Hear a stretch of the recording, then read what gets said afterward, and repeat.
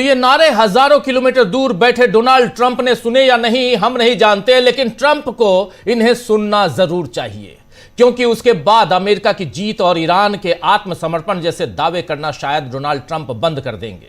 आपको बता दूं कि एक्सियोस की रिपोर्ट के अनुसार बुधवार को एक कॉल पर अमेरिकी राष्ट्रपति ट्रंप ने ग्रुप ऑफ 7 यानी G7 जिसको कहते हैं, इन देशों के से कहा है कि ईरान आत्मसमर्पण करने ही वाला है। रिपोर्ट में कॉल पर मौजूद 3 G7 देशों के अधिकारियों का हवाला दिया गया है। रिपोर्ट में कहा गया है कि राष्ट्रपति ट्रंप निजी तौर पर भी युद्ध के परिणाम को लेकर उतने ही आश्वस्त हैं जितने सार्वजनिक रूप से होते हैं। और वहीं इससे पहले ट्रंप ने ट्रूथ सोशल पर एक पोस्ट में कहा है कि हम ईरान के आतंकवादी शासन को सैन्य, आर्थिक और अन्य हर तरह से और पूरी तरह से नष्ट कर रहे हैं। फिर भी अगर आप न्यूयॉर्क टाइम्स जैसे घटिया अखबार पढ़ेंगे, ये देखिए, ये वहां के राष्ट्रपति कह रहे हैं, अमेरिका के राष्ट्रपति, कि फिर भी अगर आप न्यूयॉर्क टाइम्स जैसे घटिया अखबार पढ़ेंगे तो आपको गलतफहमी होगी कि हम जीत नहीं रहे हैं।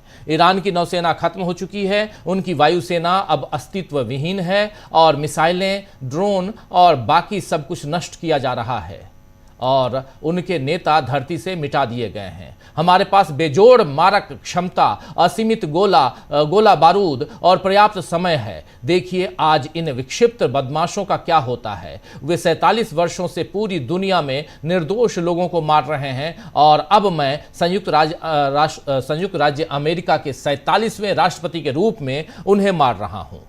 ऐसा करना मेरे लिए कितना बड़ा सम्मान है, ये डोनाल्ड ट्रंप कह रहे हैं।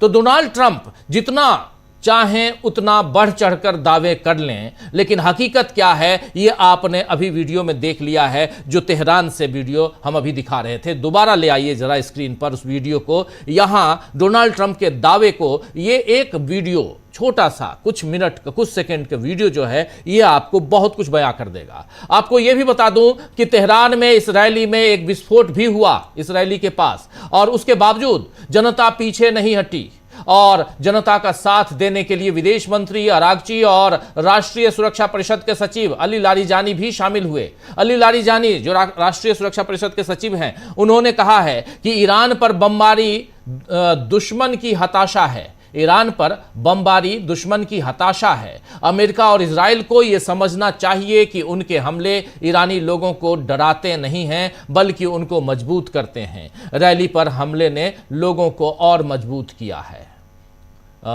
ये कह रहे हैं अली लारीजानी।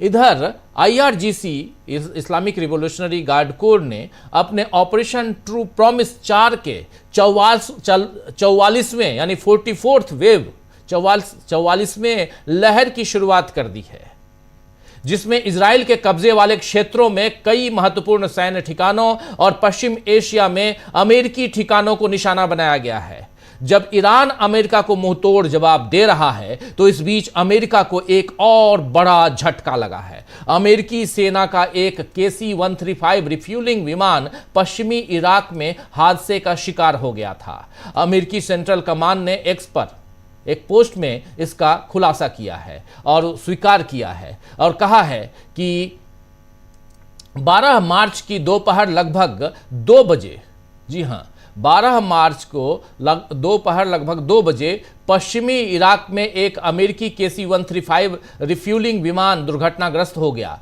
बचाव कार्य जारी रहने के बीच विमान में सवार 6 क्रू मेंबर्स में से 4 की मौत की पुष्टि हो गई है। सेंट्रल कमान के मुताबिक इस घटना के कारणों की जांच की जा रही है। कमान का यह भी कहना है कि यह विमान दुश्मन की गोलीबारी या अपनी ही सेना की गोलीबारी के कारण दुर्घटनाग्रस्त नहीं हुआ है।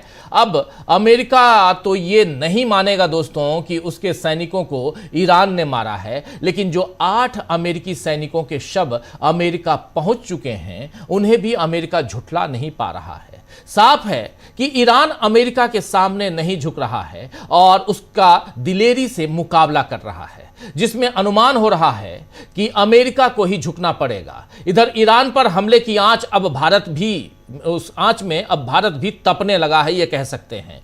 यहां युद्ध न होने के बावजूद जिस तरह ईंधन यानी गैस की और पेट्रोल की और डीजल की किल्लत को लेकर संकट खड़ा हो गया है, उसमें अब मोदी सरकार कुतर्कों का सहारा लेकर बचने की कोशिश कर रही है।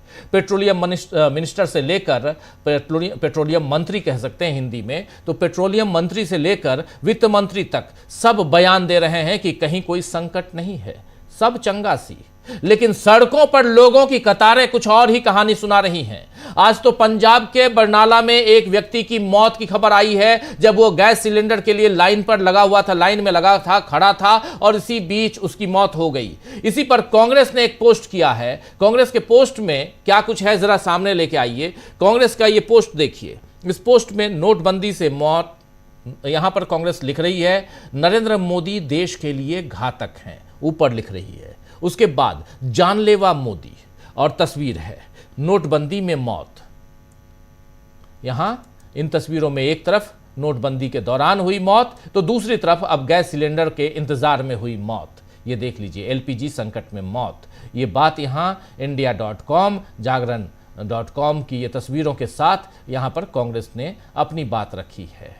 तो यहां नरेंद्र मोदी ने न 2016 में, उसके नीचे भी लिखा हुआ है, लेकिन साफ साफ आपको बता दूं कि नरेंद्र मोदी ने न 2016 में अपनी जिम्मेदारी ली थी और न 2026 में उन्हें अपने किए पर अफसोस दिख रहा है।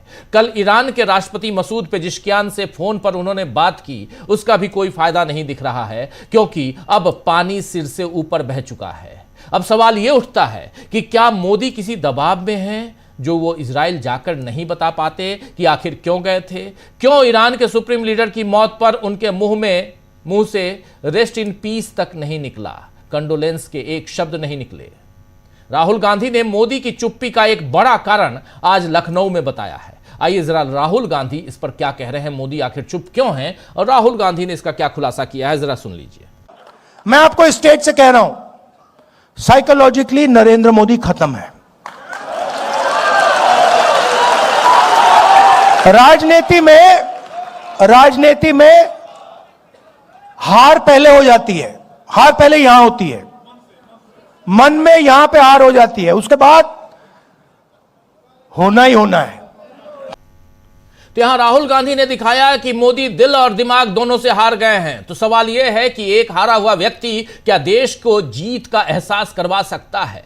क्या मोदी की चुप्पी और असलियत की अनदेखी अब देश के साथ साथ उन पर भी भारी पड़ रही है? आज इन सब की चर्चा करेंगे, लेकिन इस चर्चा के साथ साथ ये भी कि उधर ईरान में जो चल रहा है उसका कितना असर इधर हो रहा है। लेकिन पहले ईरान चलेंगे, उधर क्या चल रहा है उसकी बात, और ईरान के आगे अमेरिका कैसे पस्त हो रहा है और भारत में क्यों मचा हुआ है बवाल, और उसकी तस्वीरें आप देख रहे हैं स्क्रीन पर। चलिए, हमारे साथ कुछ वरिष्ठ साथी जुड़े हुए हैं, उनसे पहले आपका परिचय करवाता हूं।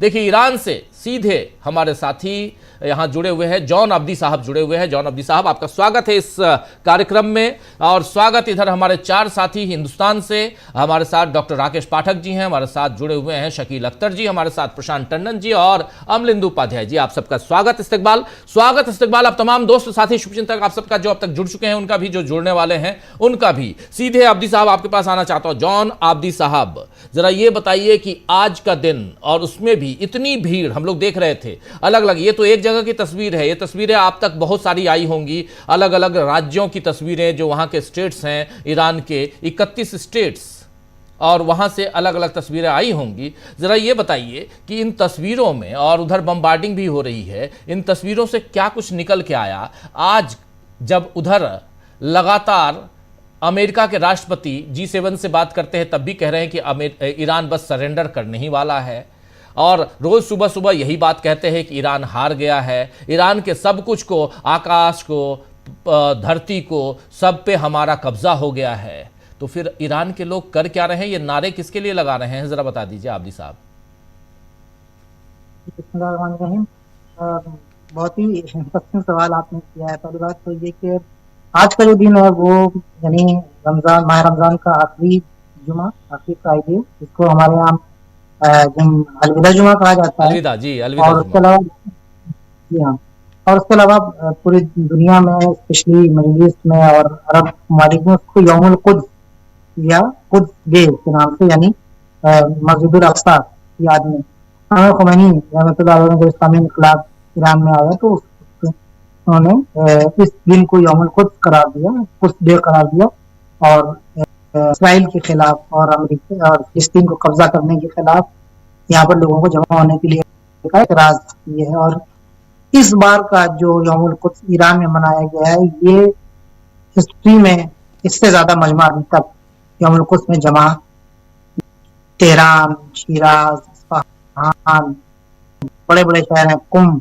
मैं आज कुम की रैली में गया था। आप यकीन माने कि जहां से यानी हजरत मासूमा का जो श्राइन है वहां से ये रैली शुरू हुई थी, और मुसल्ला कुद्स यानी यहाँ पे एक उन्होंने गुम्बद बनाई हुई है जो मस्जिद अक्सा की तरह, उसको मुसल्ला कहते हैं, वहां पर नमाज, वहां तक पब्लिक थी जहां से शुरू हुई थी, और मुसल्ला तक पब्लिक थी। पब्लिक खत्म नहीं हुई, वहां पे जुमा शुरू हो गया और आधे से ज्यादा लोग नमाज जुमा में शरीक नहीं हो पाए क्योंकि बारिश में खड़े हुए थे, जगह ही नहीं थी।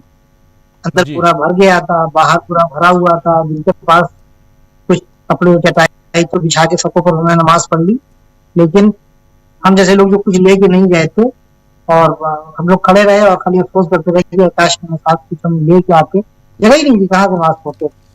और दूसरी तरफ से तेहरान में अगर देखा जाए तो तेहरान का जो इस साल का यौमुल कुद्स है वो यानी इससे पहले बेनजीर है, कभी नहीं। आब्दी साहब आपको रोकना चाहूंगा, मैं आपसे रिक्वेस्ट करूंगा कि अगर रीज्वाइन कीजिए, एक बार रिकनेक्ट कीजिए। आवाज आपकी बड़ी कट के आ रही है, थोड़ा सा अगर रिकनेक्ट कर लें। रिकनेक्ट करेंगे, मुझे डर है कि कहीं से कट ना जाए, अच्छा फिर आ ना पाए हम। नहीं फिर ठीक है, हाँ, थोड़ा आगे जैसे अभी आके आप बोल रहे हैं ना, ऐसे बोलिए तो आवाज थोड़ी सी और क्लियर आ रही है। जी मैं थोड़ा सा इसको और आगे कर लेता हूँ अपने मोबाइल से। अभी ठीक आवाज आ रही है? जी पहले से बेहतर है। ठीक है।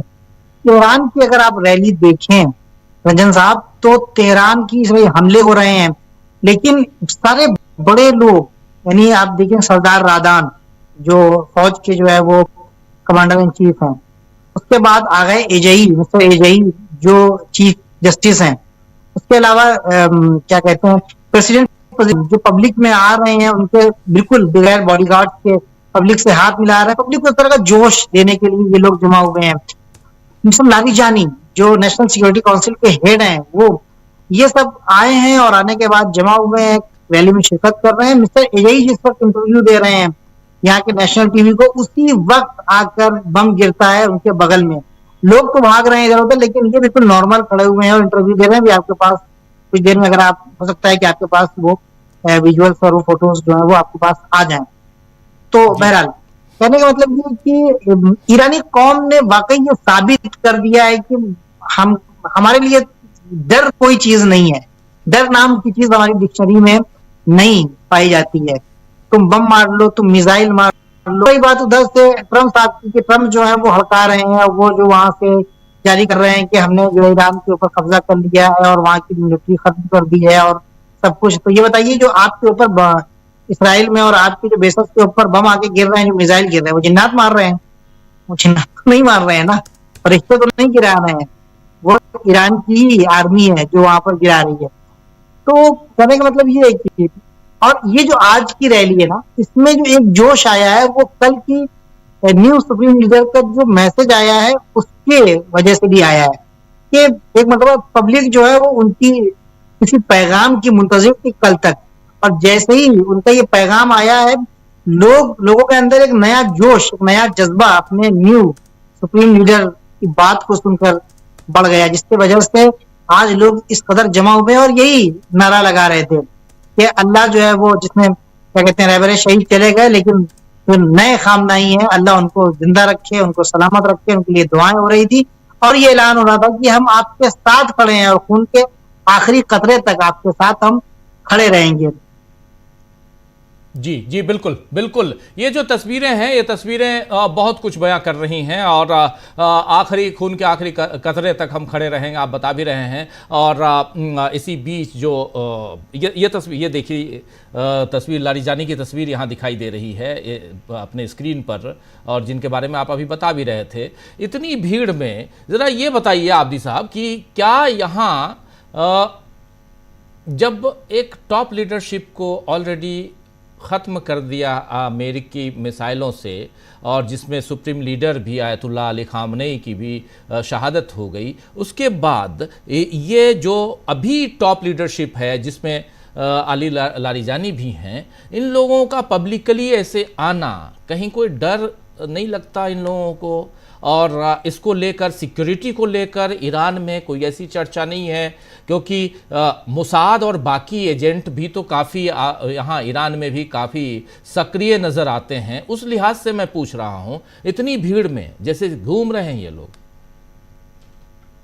यहाँ पे 2 पॉइंट्स मैं बहुत ही रास्ते में आपकी खिदमत में अर्ज कर दूं कि पहली चीज तो आइडियोलॉजी है, वो आप समझते हैं करबला वाली आइडियोलॉजी की, यहाँ पर वहां पर कहा कि अगर हम आम मौत मर जाते हैं, तो अगर हम आम मौत मरते हैं तो फिर वो हमारे लिए फायदेमंद नहीं है, हमारे लिए कहीं ना कहीं शहादत वाली मौत है। हम काम करते हुए मरे, हम इंसानियत की खिदमत करते हुए मरे, हम दुश्मन को, जो इंसानियत का दुश्मन है, जो इंसाफ का दुश्मन है, जो जस्टिस का दुश्मन है, जो जालिम है, उसके खिलाफ लड़ते हुए मरे।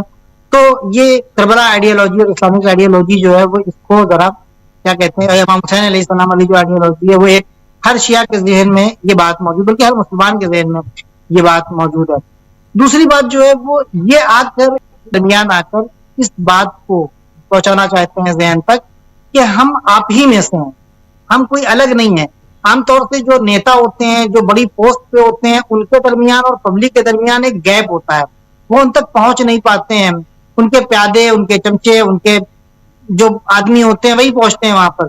यहाँ पर वो ये बताने के लिए आए, इस क्राइसिस में, इस बुरे हाल में, जब पूरे मुल्ला हो रहा है, जब जंग का माहौल है, जब मुल्क जो है वो हम आपके साथ खड़े हैं, हम आप ही में से एक हैं। अगर आपकी जान आप शहीद हो रहे हैं तो अगर हम भी शहीद हो जा रहे हैं तो कोई बड़ी बात नहीं है, क्योंकि हम आप में से एक हैं। ये बहुत बड़ा पॉइंट है ईरान की आवाम के अंदर जोश पैदा करने के लिए। और ये ऐसे लोग हैं कि जो वाकई बता रहे हैं आपके, अगर इनके ऊपर हमला हो जाता है तो ये बहुत बड़ा नुकसान होगा ईरान का। लेकिन जाहिर सी बात है, इस नुकसान को किसी बड़े मकसद के लिए अगर बर्दाश्त कर लिया जाए, बड़े मकसद तक पहुंचना हो, तो ये नुकसान शायद ईरान के लिए और ईरानी आवाम के लिए छोटा हो। इसलिए मैं आबिदी साहब, इसलिए मैं माफी चाहूंगा, रोक रहा हूं आपको, इसीलिए मैं ये सवाल यहां कर रहा था कि काउंटर पार्ट जो उधर इजराइल है, वहां के प्रधानमंत्री बिन्यामिन नेतन्याहू तो दिखाई ही नहीं पड़ रहे हैं। अभी पिछले 5 दिनों से कहां गायब हैं पता ही नहीं चल रहा है। और इधर ईरान के टॉप लीडरशिप, आज की जो टॉप लीडरशिप है वो सड़कों पे है, इस भीड़ में है। इसलिए मैं ये जानना चाह रहा था कि स्ट्रेटेजिकली ईरान यहां पर किस दिशा में, किस डायरेक्शन में जा रहा है। जी एक बार मैं आपको, शायद से पहले मैं आपको बता चुका हूं कि ईरान में जो सिस्टम है वो क्या कहते हैं, एक आदमी के ऊपर डिपेंड नहीं है कि अगर एक आदमी खत्म हो जाता है तो वो क्या कहते हैं सिस्टम खत्म हो जाएगा और कोलैप्स हो जाएगी रेजिम। नहीं, एक यहाँ पर लेयर है, लेयर के अंदर फौरन ही रिप्लेसमेंट हो जाता है। तो अभी जो आदमी सामने आ रहा है उसे पता है कि अगर हम हमारी शहादत हो जाती है, हम दुनिया से चले जाते हैं, तो हमारे बाद फौरन कोई ना कोई आ जाएगा, ये पहले से डिसाइडेड होता है।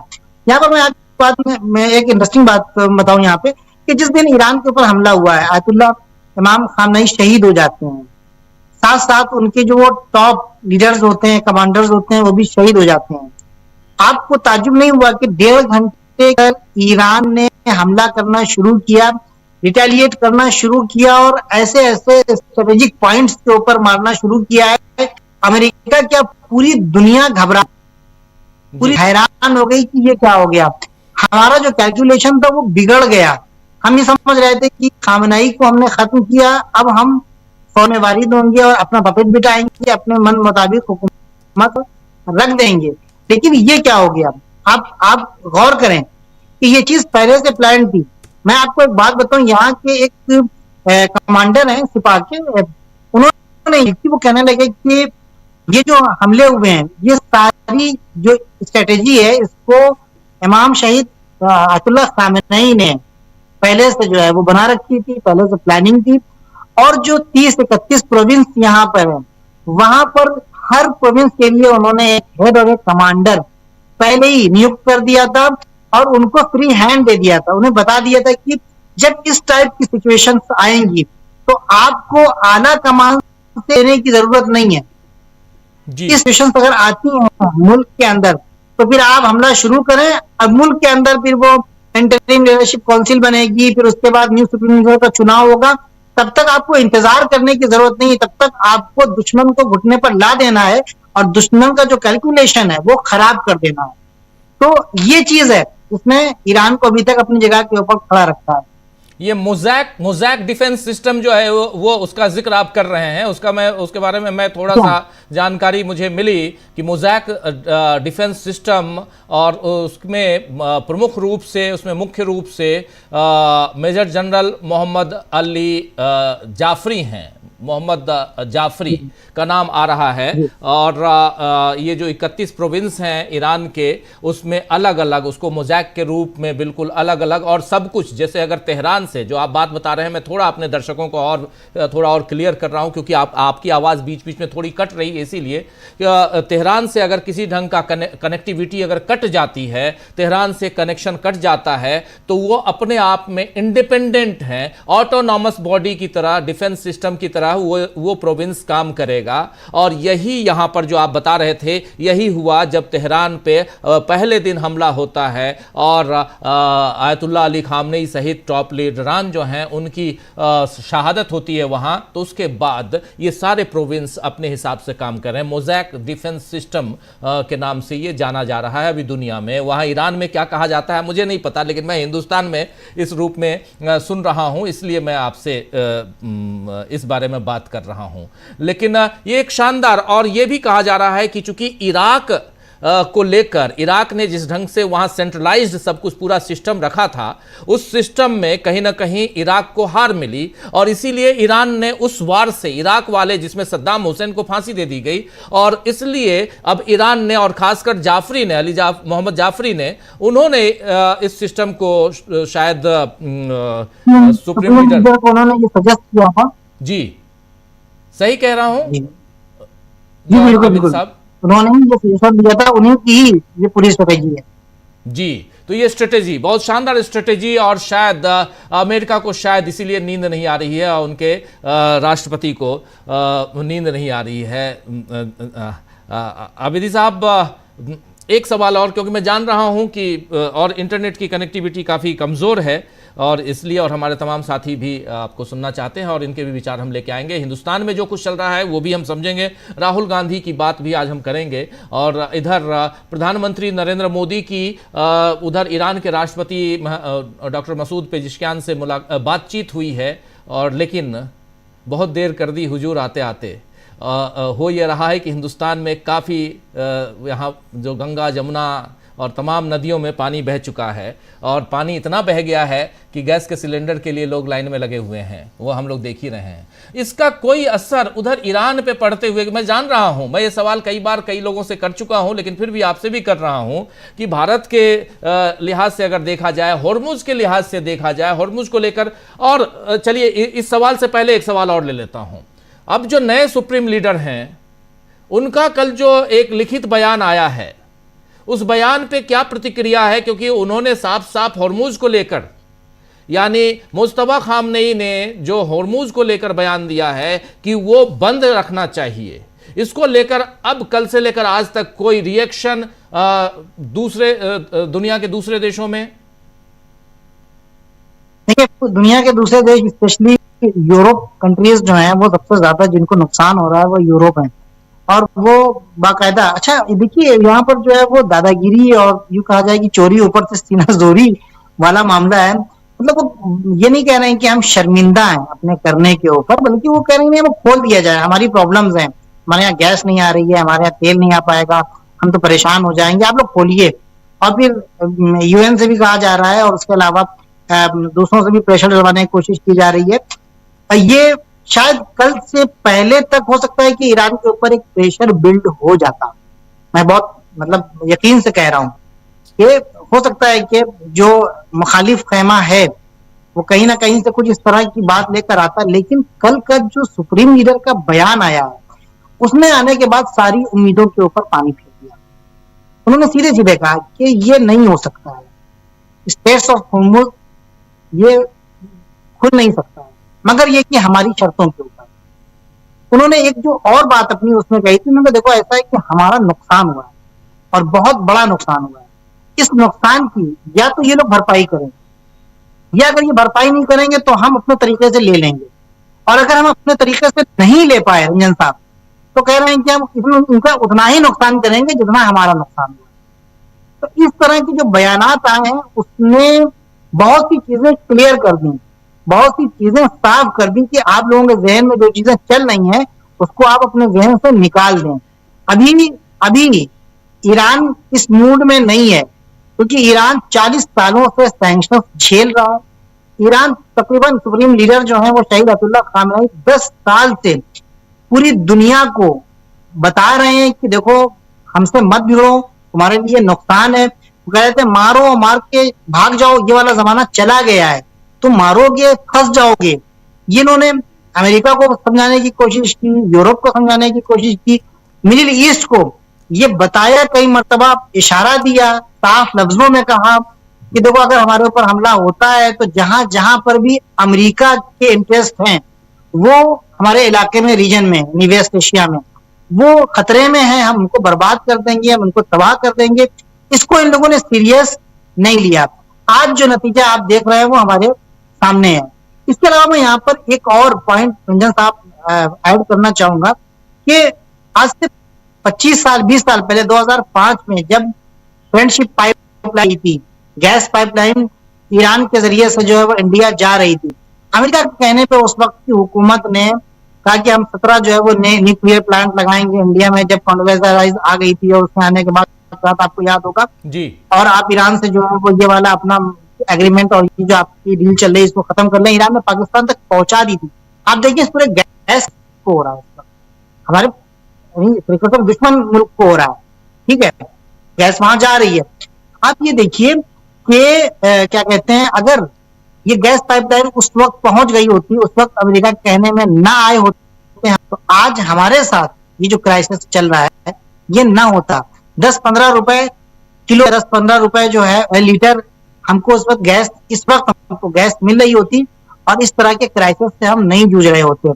तो यहाँ पर एक नया वर्ल्ड ऑर्डर है जो चेंज हो रहा है और अभी लोगों को समझ में आ रहा है कि अमेरिका की जो एक हमारे पूर्वांचल की भयानक थी, एक जो उसका क्या कहते हैं डर और खौफ लोगों में दरमियान था, अब वो खत्म होता नजर आ रहा है। अभी दुनिया चेंज हो रही है, अभी हमको अपने देश के हित की बात करनी चाहिए, अभी हमको ये बात करनी चाहिए कि हमारे मुल्क का फायदा कहाँ पर है, किसकी तरफ जाने में है, और उसमें अदल और इंसाफ का भी खासतौर पर ख्याल रखना चाहिए। ये बहुत जरूरी है। और आज की जो सिचुएशन है और आप हालात देख रहे हैं, ये अभी आगे बढ़ेंगे, हालात और खराब होंगे, क्योंकि ईरान ने ये फैसला कर लिया है। मेरी एक बात हो रही थी एक एक्सपर्ट से, एक अंदर के साथ आए थे, उनसे उन्होंने कहा कि देखो ऐसा है कि ये हमारी हैसियत और हमारे वजूद की जंग है, यानी हमारे लिए करो या मरो की हालत है। अब अगर हम यहाँ पर रुक जाते हैं तो फिर इसका मतलब ये होता है कि फिर अब हम खत्म हो गए, लिहाजा हम आखिर तक लड़ते रहेंगे और ये सारे हालात जो है इसको दुनिया को देखना पड़ेगा। और अगर कोई ईरान को कह रहा है, संजय साहब ये इंपॉर्टेंट बात है, अगर कोई ईरान को कह रहा है कि ईरान ऐसा कर रहा है, तो कहा नहीं, आप जाके देखिए कि असल जड़ें कहाँ के ऊपर हैं। आप प्रेशर डालिए अमेरिका के ऊपर, प्रेशर डालिए इसराइल के ऊपर, क्योंकि ये जंग उसने शुरू की है, ये आग उसने लगाई है, उसने ईरान की आवाम के ऊपर जुल्म किया है, बच्चों को मारा है, बेगुनाहों को मारा है, हमारे रिसोर्सेस को तबाह किया है और तबाह कर रहा है, और हम पीछे हटने वाले नहीं है। अब कोई रोना रोए कि हमारे यहाँ गैस की कमी हो रही है, हमारे यहाँ पेट्रोल की कमी हो रही है, तो ये इसकी शिकायत आप अमेरिका और इसराइल की कीजिए, ये उन्होंने बहुत खुला तौर पर कह दिया है। जी आबिदी साहब, बड़ा आश्चर्यजनक है, हम दोनों के बीच ये जो तस्वीर है, आप देखिए कोई देश युद्ध में है, जंग में है, और वहां लोग बंकरों में रहते हैं, छुप के रहते हैं। चाहे यूक्रेन देख लीजिए, यूक्रेन और रूस के बीच, वहां भी यूक्रेन और रूस में जो जंग चल रही है, 4 साल पूरे हो गए, 5वां साल चल रहा है, लेकिन वहां भी देखिए तो यूक्रेन में भी ऐसा नहीं कि कहीं भी मिसाइल दाग दी, कहीं भी ड्रोन दाग दिए, कहीं भी गोले बरसा दिए। रूस ये नहीं कर रहा है। रूस वहाँ भी पिछले 4 साल से बिल्कुल वहाँ सिलेक्टेड जगहों पे वो मिसाइलें दाग रहा है, फिर भी वहाँ लोग बंकरों में हैं।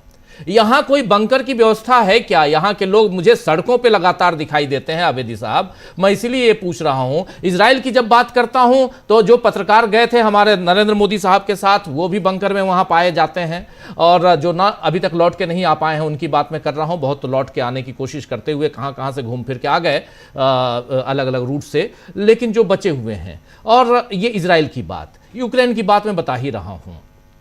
ईरान में सड़कों पे दिखाई दे रहे हैं, आखिर क्यों? और जी जी जी जी बताएं, आप अपने अपना क्वेश्चन पूरा जी।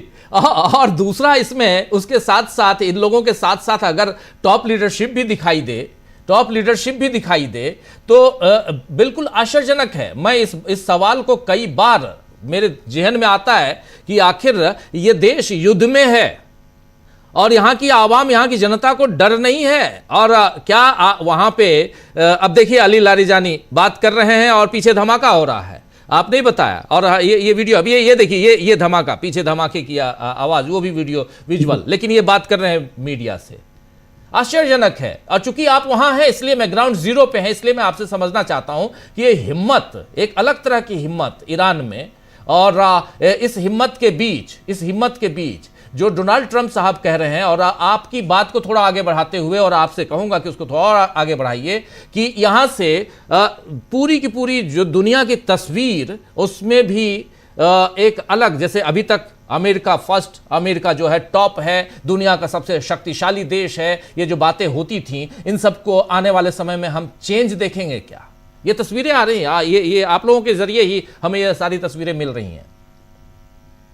जी, अब आप देख सकते हैं कितना बड़ा जो है जमावड़ा है और कितने लोग यहाँ पर जमा हुए हैं। देखिए, पहली बात तो ये कि यहाँ पर बंकर वगैरह का सिस्टम नहीं है छुपने के लिए। हालांकि शुरुआत में कहा गया था कि जो मेट्रो स्टेशन हैं वो खुले हुए हैं, जिसको अंदर जाना है वो जा सकता है, यानी कि नहीं कि आप जाइए, नहीं, मतलब अगर आपको जाना छुपने के लिए बम गिर रहे हैं, आप चले जाइए, आपके लिए कोई मेट्रो स्टेशन, क्योंकि यहाँ पे जो है वो भूमिगत होते हैं, जमीन के अंदर बेसमेंट में होते हैं, काफी नीचे होते हैं, तो वो खुले हुए हैं, उनका खोल दिया, वहां तक नहीं पहुंचेगी, यानी कम है उसका क्या कहते हैं एहतिमाल पहुंचने का। तो पहली बात तो ये हो गई। दूसरी बात ये कि आपको ताज्जुब होगा, बजाय इसके कि छुपें, यहाँ पर ऐलान हो रहा है कि आप आइए सड़कों के ऊपर, आप अपना प्रेजेंस आप दिखाइए कि आप मौजूद हैं, आप हुकूमत के साथ हैं। ये जो सामने लोग निकल रहे हैं, असल में जो एक अमेरिका ने जो एक नैरेटिव बनाना चाहा था वो ये था कि लोग हुकूमत के साथ नहीं है, लोग आयतुल्लाह खामनाई के साथ नहीं है। ये बताया था कि लोग जो हैं वो क्या कहते हैं रेजिम चेंज करना चाहते हैं जी। ये जो लोग सड़कों के ऊपर आ रहे हैं, जो बाहर निकल रहे हैं, ये बताने के लिए निकल रहे हैं कि ये हमारी करोड़ों की तादाद, हमारा आना ये बता रहा है कि आयतुल्लाह खामेनेई हमारे लीडर थे, आयतुल्लाह खामेनेई हमारे लीडर हैं, सुप्रीम लीडर, और हम इस रेजिम के साथ हैं, हम इसके साथ हैं, हम इसके सपोर्ट में हैं और वो हमारे साथ हैं। और ये जो लोग आप देख रहे हैं ना, ये 40 सालों में, 37 ईयर्स में आयतुल्लाह खामनाई ने ईरान की आवाम हुकूमत नहीं की है, ईरान की आवाम की तरबियत की है, उनकी ट्रेनिंग की है, उनके जो है उनको निडर बनाया है, उनको बेखौफ बनाया है, उनको अपने पैरों पे खड़ा किया है, उन्हें ये बताया है कि हम दुश्मन के मोहताज न बने। उन्होंने इमाम हुसैन अलैहिस्सलाम की आइडियोलॉजी जो है वो ये है कि इन दाई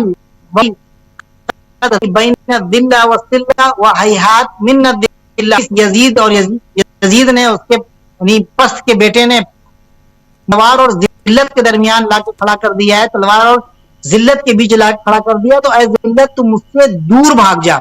इस चीज को लोगों के जहन में डाला है कि जलील होके जिंदा रहना, अगर इज्जत के साथ हमको मौत मिल रही है तो वो उससे बेहतर है। ये तरबियत, ये जहनियत है यहाँ के लोगों की, न खाली बड़ों की बल्कि बच्चों की।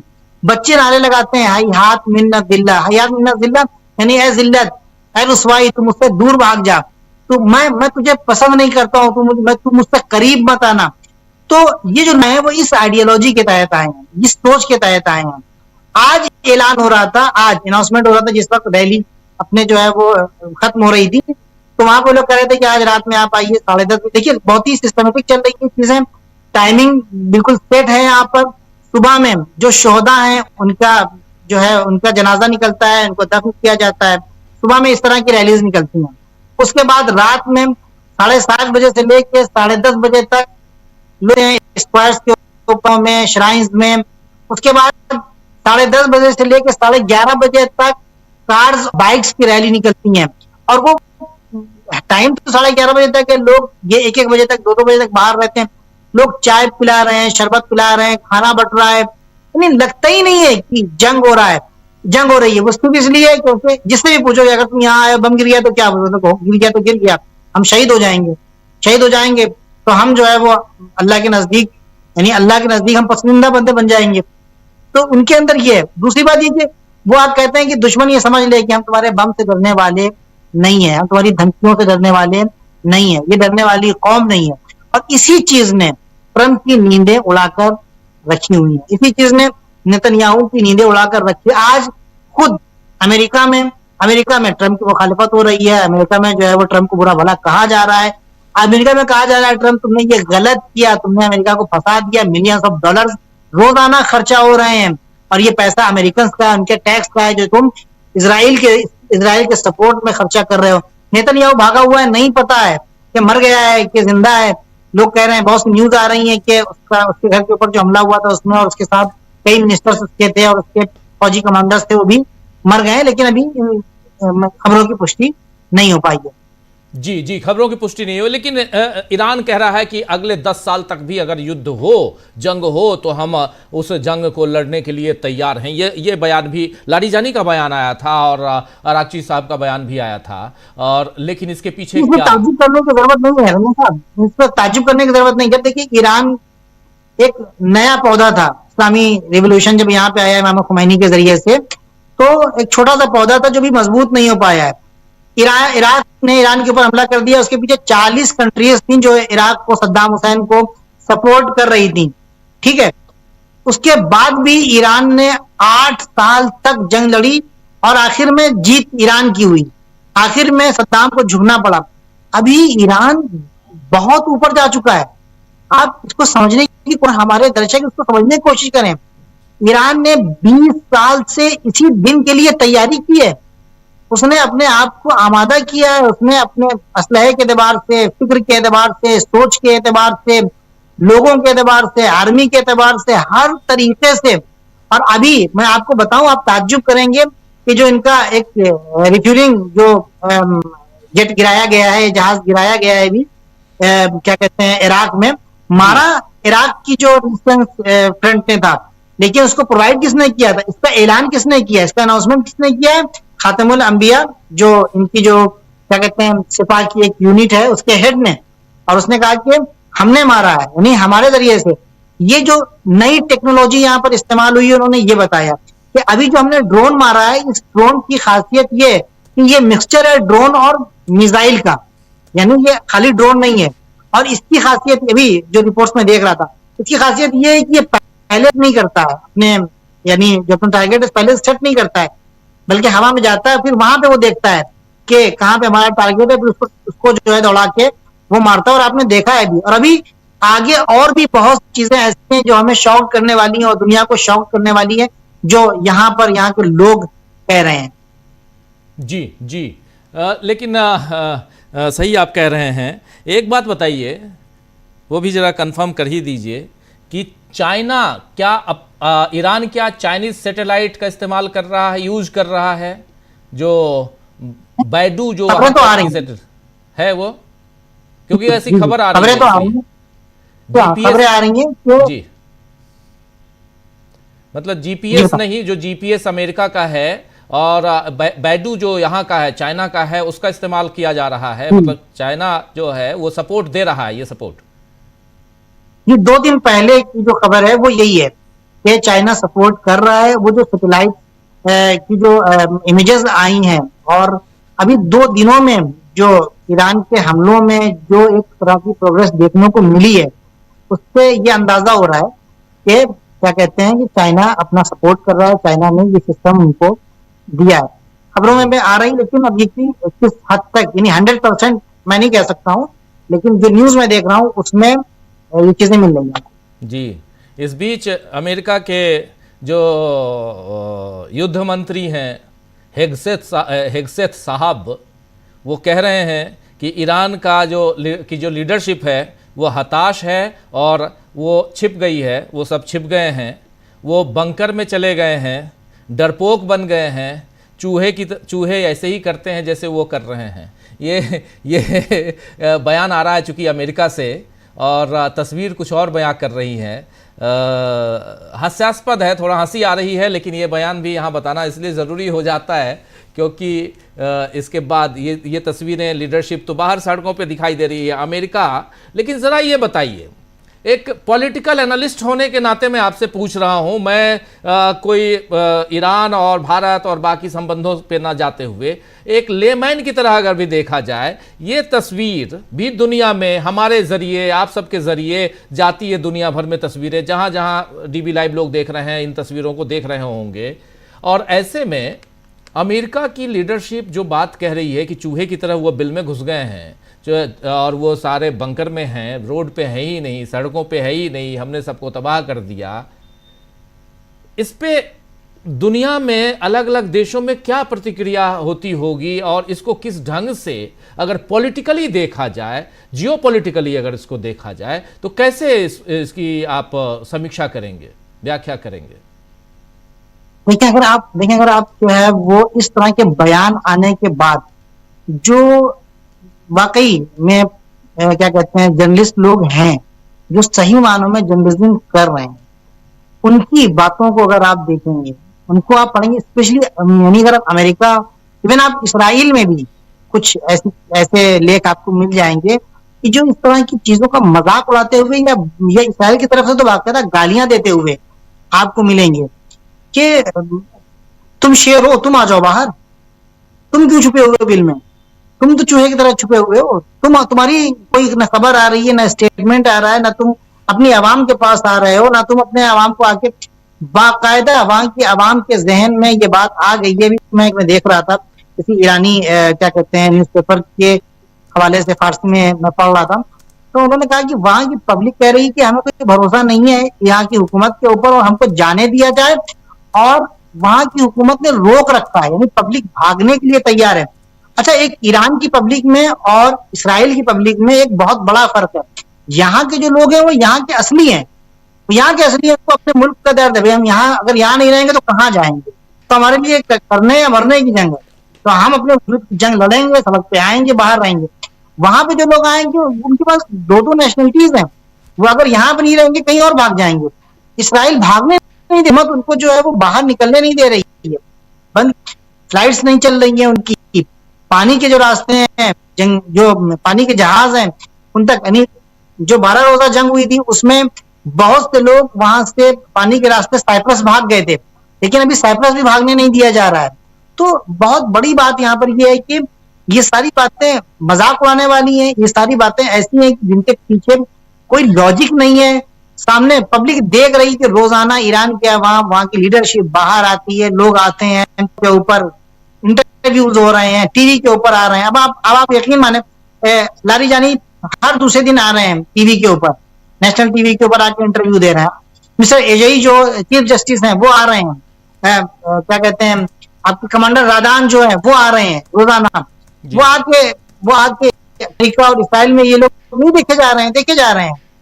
कहने का मतलब ये है कि ये सारी बातें या तो ये बहुत ही भोले भाले हैं जो नहीं है, या फिर ये बहुत ही मक्कार हैं जो बहुत बड़े मक्कार हैं। इस तरह की बातें और झूठ और फॉल्स फ्लैग जो है वो के सबसे ज्यादा इन्हीं की तरफ से होता है, और इन्होंने ये सब खिसियाए हुए हैं, हताश हैं बुरे तरीके से, और ये अपनी कोई ना कोई बात तो कैमरे के सामने रखनी है, रिपोर्टर से कहनी है, तो यही कह दिया जाए, जो हकीकत है उस पर आप आंख नहीं बंद कर सकते हैं। जी, बहुत बहुत शुक्रिया अबीदी साहब, इस चर्चा में बनने रहने के लिए, आने के लिए बहुत बहुत शुक्रिया, और ग्राउंड रिपोर्ट देने के लिए तहे दिल से शुक्रिया अदा करते हैं हम। आप जुड़े, मेरा भी बहुत शुक्रिया, और मैं अपने बुजुर्गों को यहाँ पर आदाब और सलाम और माफी चाहता हूँ कि हमने उनका वक्त लिया, उनकी बात नहीं सुनी। यहाँ पे इफ्तार का वक्त हो गया है, मुझे इजाजत दें। नहीं, बिल्कुल बिल्कुल बिल्कुल, इसीलिए आपको छोड़ रहे हैं हम, वरना आपको रोक के रखते।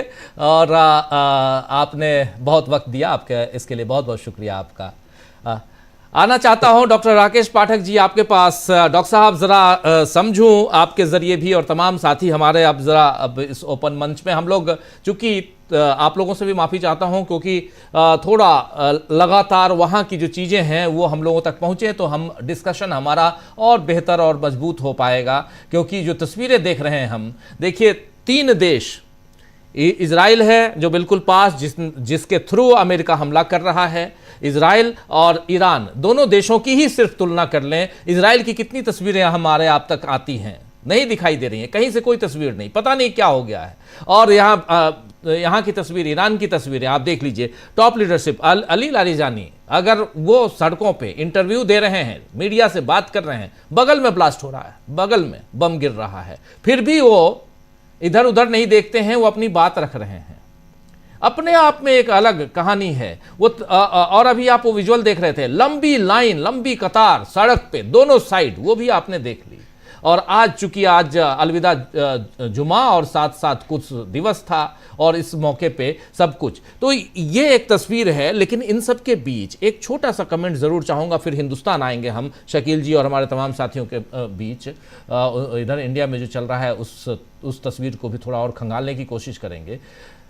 G7 से भी बात करते हैं डोनाल्ड ट्रंप, तो यही कह रहे हैं कि वो तो हार गया है।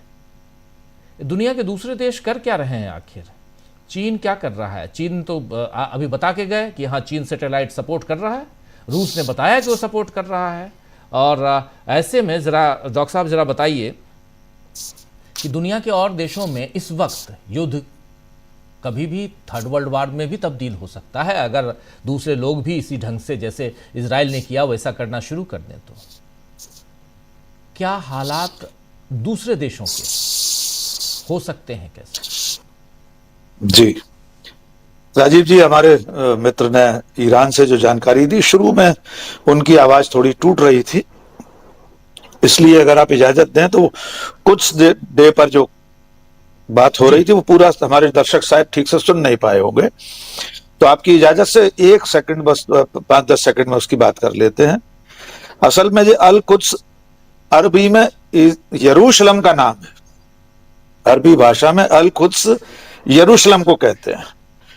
और सन 1979 में 1979 में जब ईरान में इस्लामिक क्रांति हुई, आयतुल्लाह खुमैनी ने निजाम संभाला, उसी साल उन्होंने इसको फिलिस्तीनियों के हक में एक दिन का ऐलान किया जिसे कुद्स डे कहा जाता है। ये मूलतः यरूशलेम पर यानी अल कुद्स पर यहूदियों के कब्जे के खिलाफ मनाया जाने वाला दिन है और फिलिस्तीनियों के साथ एकजुटता जताने और बताने के लिए मनाया जाता है। अब आते हैं आज की तस्वीरों पर, उन वीडियोस पर जो हम लगातार स्क्रीन पर देख रहे हैं और पूरी दुनिया में इस वक्त ट्रेंड कर रहे हैं। ऊपर से आसमान से मिसाइलें बरस रही हैं, ड्रोन बरस रहे हैं। जिस देश का सुप्रीम लीडर शहीद हो चुका है अभी 13 दिन पहले, उस देश का हौसला इतना ऊंचा है कि वहां की पूरी लीडरशिप अवाम के साथ सड़कों पर उतरी हुई है। ये कुछ ऐसा जज्बा है, जैसा फैज अहमद फैज साहब ने लिखा, जिस धज से कोई मक्तल में गया वो शान सलामत रहती है। जिस धज से कोई मक्तल में गया वो शान सलामत रहती है।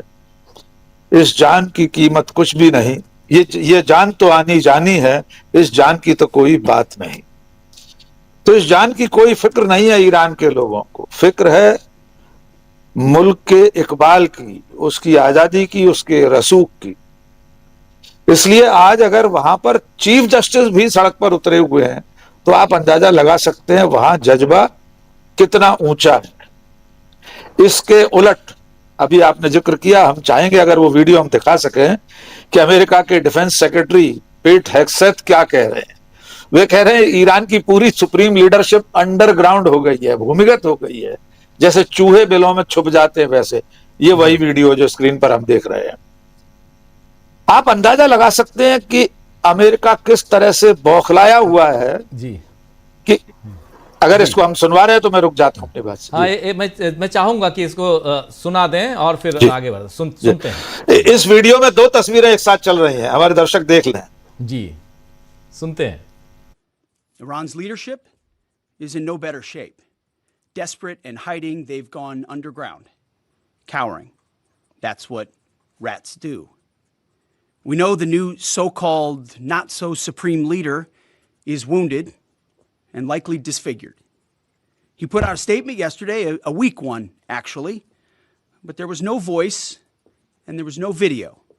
It was a written statement. He called for unity. Apparently, killing tens of thousands of protesters is his kind of unity. Iran has plenty of cameras and plenty of voice recorders. Why a written statement? I think you know why. His father, dead. He's scared, he's injured, he's on the run, and he lacks legitimacy. It's a mess for them.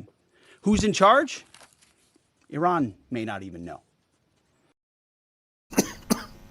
Ji doctor सुन लिए। मुझे लगता है पूरी और इसके video के दूसरे हिस्से में तेहरान की सड़कों पर लारीजानी, अरागची सारे लोग उतरे हुए हैं, चीफ जस्टिस वहां के। तो आप अंदाजा लगा सकते हैं कि अमेरिका की सरकार किस तरह शुतुरमुर्ग की तरह रेत में सिर घुसाए हुए है। वो पूछ रहे हैं कहां है सुप्रीम लीडर, वहां के लीडर, सुप्रीम लीडर घायल हैं, जो नए मुस्तफा खमेनी बने उनके बारे में कह रहे हैं। हो सकता है वे घायल हो, लेकिन कोई भूमिगत नहीं है, कोई छुपा हुआ नहीं है जी। अब लड़ाई के इस मोड़ पर मुझे 2 बातें कहना है, बाकी पूरी दुनिया में क्या असर है, कितने लोग किसके साथ खड़े हैं, इस पर भी बात करेंगे। कोई भी जंग 2 तरह से लड़ी जाती है, एक दिलो दिमाग में, दूसरी जमीनी तौर पर। जमीनी हकीकत साफ दिखाई दे रही है कि लगातार इतने हमलों के बावजूद ईरान ने घुटने नहीं टेके। जहनी तौर पर, मनोवैज्ञानिक तौर पर आज सड़कों पर पूरी लीडरशिप ने उतरकर यह बता दिया कि उनका मनोबल भी नहीं टूटा है। तीसरी बात है कि वे अब शर्तें बता रहे हैं कि अगर जंग रोकनी है तो हम तय करेंगे, अब अमेरिका तय नहीं करेगा, और उसकी ये शर्तें होंगी। सुरक्षा की गारंटी देनी होगी, भविष्य में कोई हमला नहीं होगा, ईरान की संप्रभुता को स्वीकार करना पड़ेगा, वगैरह वगैरह। डोनाल्ड ट्रंप एक तरफा जीत का ऐलान कर रहे हैं, 24 घंटे पहले कह चुके हैं अमेरिका तो जीत चुका है। पीट हेग्सेथ कह रहे हैं कि पूरी लीडरशिप अंडरग्राउंड है। ये सारी बातें ये बता रही हैं कि ईरान एक तरह से इस लड़ाई को जीत चुका है। औपचारिकता इस बात पर लगी हुई है कि अमेरिका हमले कब बंद करता है, क्योंकि ईरान तो अपने हमले बंद नहीं कर रहा। दुनिया पर असर को अगर देखना है तो हमें हरमुज चलना पड़ेगा। हरमुज जल डमरू मध्य को लेकर एक पहेली और भी है डॉक्टर साहब। ईरान ने औपचारिक रूप से ऐलान नहीं किया उसको बंद करने का। अब तक आप एक भी ऐसा बयान नहीं बता सकते, जो आज भी अधिकृत बयान आया ईरान का, उसमें यह है कि हमने बंद नहीं किया है, लेकिन हालात ऐसे हैं कि वहां से ट्रांसपोर्टेशन इस वक्त नहीं हो पा रहा। उन्होंने सिर्फ इतना कहा है।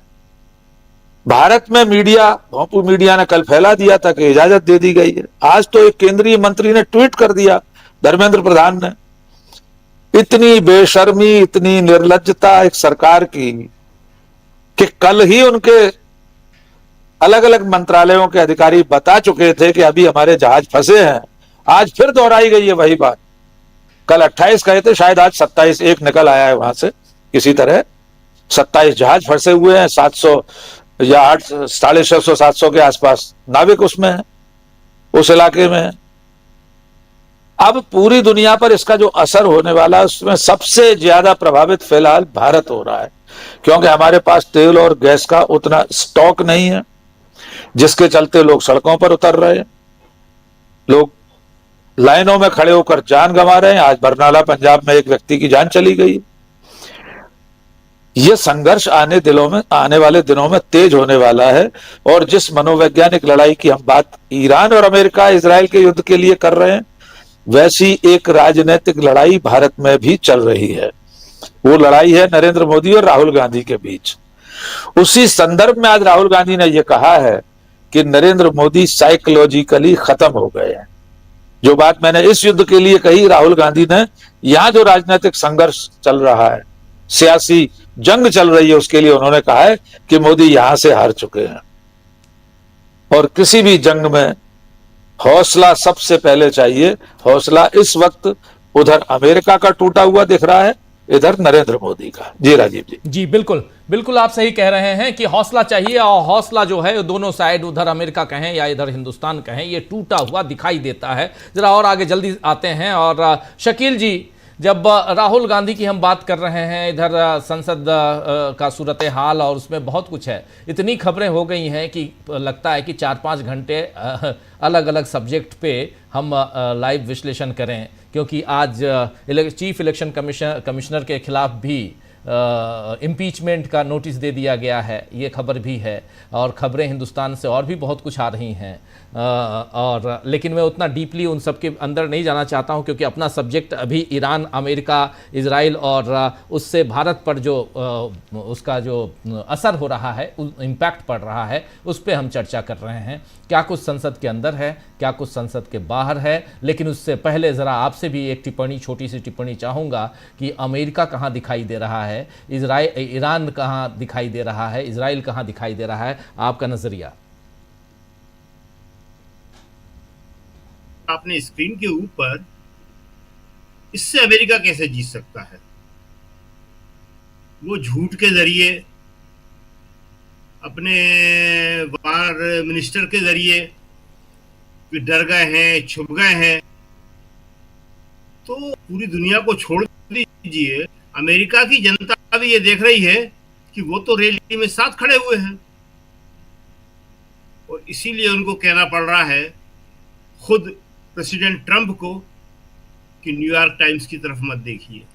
जी, न्यूयॉर्क टाइम्स तो सब लिख रहा है, ये अमेरिका के अखबार इन सारी बातों की रिपोर्टिंग कर रहे हैं और बता रहे हैं कि उनका हौसला नहीं टूटा है और अमेरिका का नुकसान हो रहा है। ट्रंप और उनका पूरा एडमिनिस्ट्रेशन इसीलिए बौखलाया हुआ है। देखिए, बिल्कुल सही कहा जो ईरान से हमारे गेस्ट थे कि जो 20 साल में, पिछले में ईरान में जो जिसको तरबियत कहते हैं, जिसको ग्रूमिंग, ट्रेनिंग, शिक्षण हिंदी का अच्छा शब्द है उसके लिए, जिसको हम जन शिक्षण कहते हैं, वो सही शब्द है, तो वो दिया गया है। तो उससे उनके अंदर ही जो हौसला आ गया है, और हौसला क्यों आया? क्योंकि उन सबको मालूम था कि अमेरिका एक ना एक दिन हमला करेगा। एक बड़ी गलत धारणा लोगों में फैलाई जा रही है, और वो हमारे यहाँ भी फैल रही है, बाहर भी फैल रही है, कि ये लोग युद्ध चाहते हैं। ईरान बदला लेने की बात करता है, ईरान सीज फायर की बात नहीं करता, समर्पण की बात नहीं करता, समझौते की बात नहीं करता, लेकिन वो जानते हैं कि उस समझौते में सिर्फ आपको बेवकूफ बनाया जाएगा जब तक कि यूएन, रूस, चीन या दुनिया के दूसरे बड़े देश से भारत भी हो सकता है शामिल होकर कोई इस बात की गारंटी ना दे कि अमेरिका इसके बाद इस तरह से नहीं करेगा। उसके अंदर ये जो शब्द हैं उनको बहुत हाईलाइट किया जाता है, वो इंतकाम की बात कर रहे हैं। लेकिन आज जो जैसे हमारे गेस्ट बता रहे थे, वो सही बता रहे थे कि भाई जितना नुकसान हुआ है उसकी आप पूर्ति कर दो। और वैसे ये पूर्ति जो है, ये तो पैसों की, सामान की, इनकी है। जो जानों की इनका नुकसान हुआ है, जो सुप्रीम लीडर को मार दिया, उसका क्या होगा? दूसरे देश में घुस के आप उसके सुप्रीम लीडर को शहीद कर देते हैं। अब देखिए, जो बात हम लोग कर रहे हैं कि उसके रिजल्ट क्या हो रहे हैं, परिणाम क्या हो रहे हैं, दुनिया के तो हो ही रहे हैं। भारत का एक आप देख लीजिए, कल हमारे प्रधानमंत्री को 13 दिन बाद जो है ईरान के राष्ट्रपति से बात करना पड़ी। 13 दिन तक बात नहीं करी थी उन्होंने। सबसे पहली बात तो तब करना चाहिए थी जब वो इजराइल से लौट के आए और हमला हो गया। कह रहे बहुत गलत हुआ, मैं तो वहां था, मुझे तो मालूम नहीं पड़ा जी। उसके बाद उसी दौरान उनके सुप्रीम लीडर को मार दिया गया, आयतुल्ला अली खामनेई साहब को। इसका विरोध दुनिया भर ने किया, शोक संदेश किया। आपके विदेश सचिव 6 दिन बाद गए। उसके बाद नए लीडर चुने गए, सुप्रीम लीडर, उनके लिए भी कोई बधाई संदेश नहीं, मुबारकबाद नहीं। लेकिन कल जब पहले हार्मुज स्ट्रेट से झूठी खबरें चलाई गई, एक प्रचार किया गया, प्रचार का उद्देश्य क्या था थोड़ा सा हम बता दें। प्रचार का उद्देश्य वही था कि मोदी जी जो है वो विश्व नेता हैं, वो विश्व गुरु हैं, और उनके कहने से जैसे यूक्रेन में वार रुक गया था, इसी तरह यहाँ पे जो है सारे रास्ते ईरान ने खोल दिए भारत के लिए, जबकि वो सच्चाई नहीं थी। ऐतिहासिक संबंध है भारत के और ईरान के, अगर वो संबंध होते तो आपको रास्ता मिलता। और अभी जो बात बता रहे थे, बहुत बड़ी बात है ये हमारे यहाँ लोगों को बताई जाना चाहिए। ईरान से भारत तक गैस पाइपलाइन आ रही थी, और गैस पाइपलाइन अगर आ जाती, वो कितने साल पहले का वो कार्यक्रम शुरू हुआ था? अरे 2005, 21 साल पहले। और ईरान ने अपने इलाके में वो पाइपलाइन बना ली है, ईरान में बन गई है ईरान तक वो। पहले अमेरिका ने पाकिस्तान को धमकी दी, पाकिस्तान डर गया, उसने अपने यहाँ बनाना बंद कर दी, और हमारे यहाँ तो शुरू भी नहीं हो पाई थी। पाकिस्तान भी रो रहा है और हमारे यहाँ भी ये परेशानी हो रही है। अरे पाइपलाइन से अमेरिका को क्या परेशानी थी? इतनी सस्ती गैस मिलती, कोई संकट नहीं होता आज। और ये जो आज झूठ पे झूठ, झूठ पे रोज, आप कह रहे थे संसद की बात क्या बताएं? परसों हमारे जो केंद्रीय गृह मंत्री है वो कह रहे थे एक ऐसा शब्द जो पूरी तरह संसदीय दोहरा रहे थे। एक बार पहले ही बोल चुके थे, पिछले साल दिसंबर में, फिर बोला उन्होंने। और आज निर्मला सीतारमण ने क्या बोला? बेशर्म। विपक्ष के लिए बेशर्म शब्द का इस्तेमाल किया, वो भी डिलीट किया गया, बेशर्म को भी डिलीट किया। इस तरह से ये लोग अपने आप को बचाने के लिए, झूठी कहानी फैलाने के लिए इस तरह के शब्दों का इस्तेमाल कर रहे हैं। और एक और मजेदार बात सुन लीजिए, वो तो अपना कह ही रही थी, बहुत गुस्से में बोल ही रही थी निर्मला सीतारमण। अनुदान मांगों पे जवाब दे रही थी, वो ग्रांट्स जो होती हैं। विपक्ष क्या कर रहा था? वो वेल में आ गया था और नए नए नारे लगा रहा है वो। उसमें एक नारा हम बताते हैं आपको, बड़ा इंटरेस्टिंग था। निर्मला सीतारमण को देख के वो कह रहा था, मैडम जी झूठ बोले कौआ काटे। इसमें बहुत गुस्सा हो रही थी वो, कह रहे मैडम जी इतना मत बोलो झूठ, गैस की कोई कमी नहीं है, एलपीजी की कोई कमी नहीं है। आप देखिए हमारा जो है आजकल सबसे बड़ी समस्या ये है कि जो हमारे नेता लोग हैं, किसी भी पार्टी के हों, और मीडिया का भी बड़ा हिस्सा या दूसरे भी जो लोग हैं, वो ज़्यादा बाजार सड़कों पे जाते नहीं हैं, इसलिए उन्हें ग्राउंड रियलिटीज मालूम नहीं पड़ती जी। डीटीसी की बसों में तो हमें कोई सफर करता हुआ दिखता नहीं है, मेट्रो में नहीं है, टेम्पो में, ई रिक्शा वगैरह वगैरह। लेकिन असली खबरें यही हैं, लोगों के बीच में, जनता के बीच में। कभी एक आध बार हो जाते तो लोग बताते हैं कि हम वहां बैठे थे ढाबे पे, लेकिन रोज बैठने वाले नहीं हैं। भारत का जो राष्ट्रीय फूड है, जो पूरी दुनिया में मशहूर है, समोसा, उसकी कीमत बढ़ गई आज बड़े बड़े बोर्ड, और साथ में एक बोर्ड और लग गया कि एक साथ ज्यादा ना मांगे, हम नहीं दे पाएंगे, सबको देना है जी। जो 15 रुपए का मिलता था 20 का हो गया। तो ये तेल का, गैस का समस्या कोई छुपा नहीं सकते, बहुत बड़ा संकट खड़ा हो गया है। और इसीलिए ट्रंप साहब कह रहे हैं कि न्यूयॉर्क टाइम्स झूठ बोल रहा है। हमारे यहां तो कोई बोल ही नहीं रहा, सारा गोदी मीडिया तो यही कह रहा है कि कहीं कोई संकट ही नहीं है, कहीं कोई परेशानी नहीं है। तो आज जो दूसरा आपने कहा था, उसको हम अगर टाइम होगा तो बाद में बता देंगे, कि राहुल ने जो लखनऊ में कहा है, वैसे डॉक्टर साहब सही बात बता रहे थे, राकेश पाठक जी, कि जो उन्होंने कहा वो बिल्कुल सही बात कही है राहुल ने, कि यहां से हार गए हैं जी, यहां से हार गए हैं जी।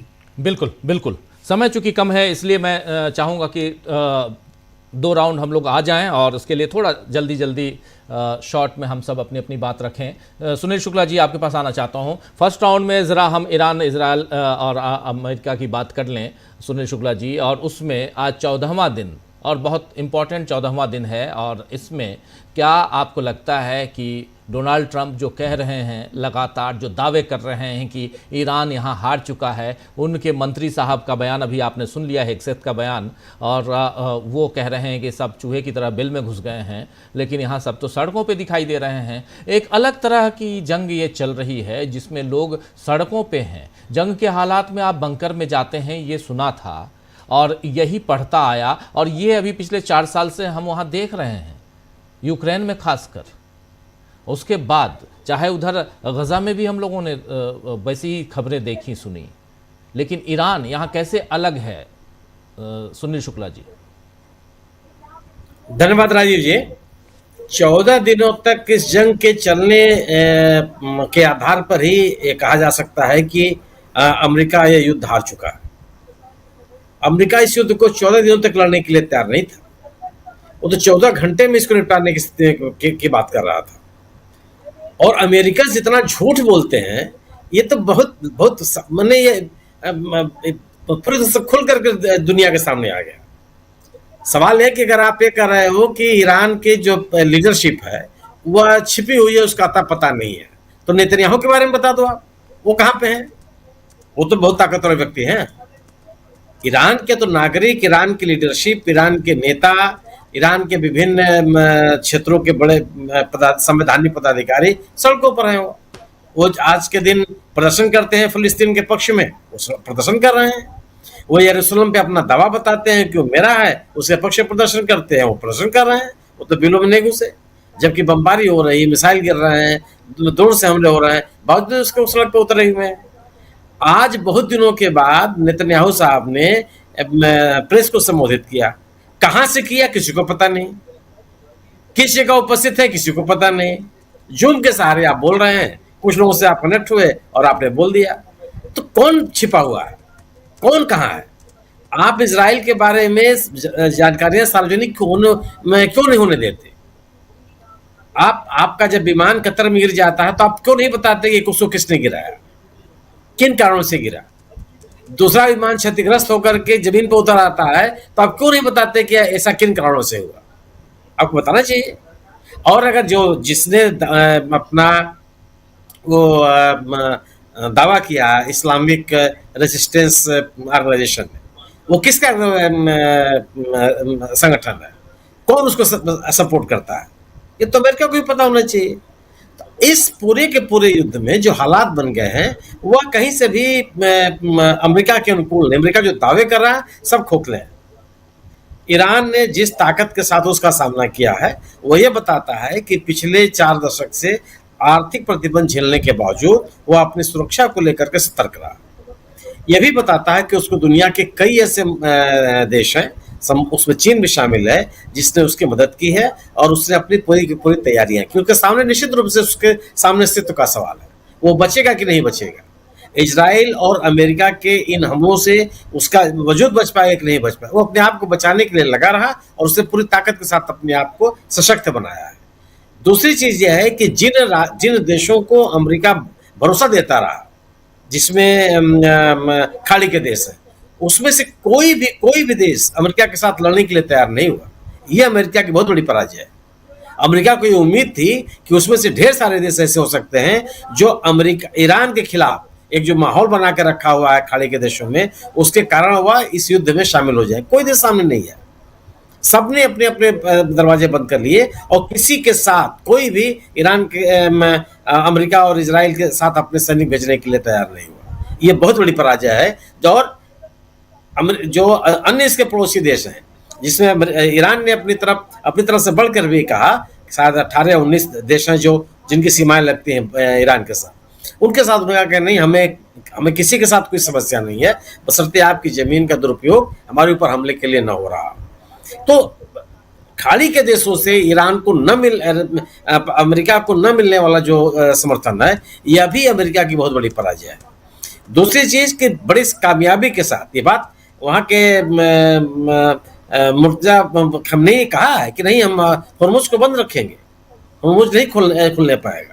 और उस हॉर्मुज के रास्ते को ईरान के कब्जे में बने रहना और उसमें अमेरिकी सुरक्षा तंत्र का, ये अमेरिकी सेना का किसी तरह का हस्तक्षेप न होना, यह अमेरिका की अभी एक और पराजय है।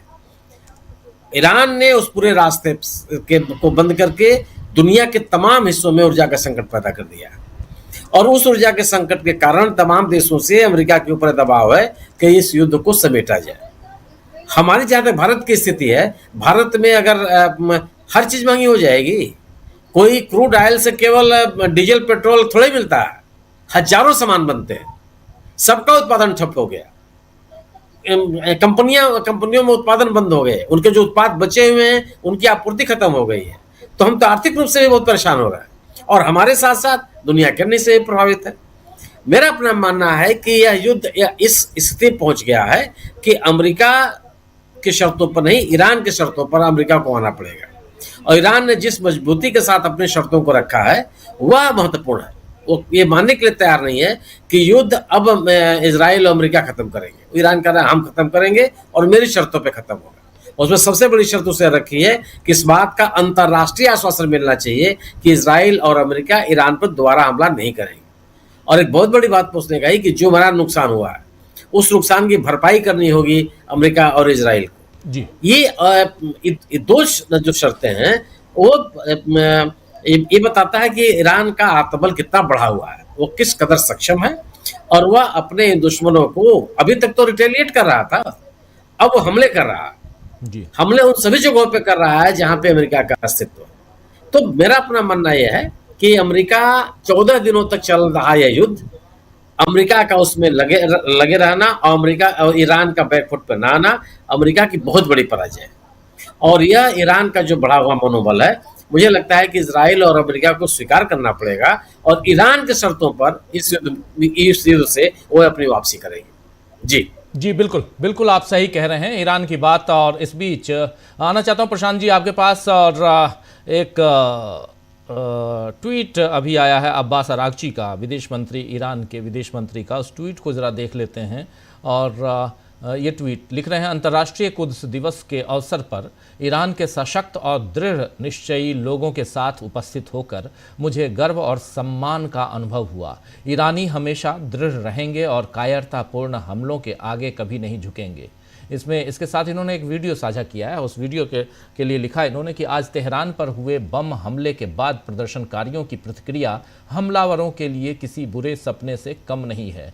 मैं चाहूँगा कि हमारी टीम उस वीडियो को भी दिखा दे, और उस वीडियो में जिसमें एक तरफ बम्बार्डिंग हो रही है, मिसाइल दागे जा रहे हैं और लोग सड़कों पे हैं। ज़रा उस वीडियो को देख के उसके बाद प्रशांत जी सीधे आपके पास आता हूँ। ज़रा वीडियो ले आइए स्क्रीन पे। चलिए, वीडियो आने में अभी टाइम है, लेकिन प्रशांत जी अपनी बात। जी हाँ, एक मिनट देख लेते हैं, वीडियो देखते हैं।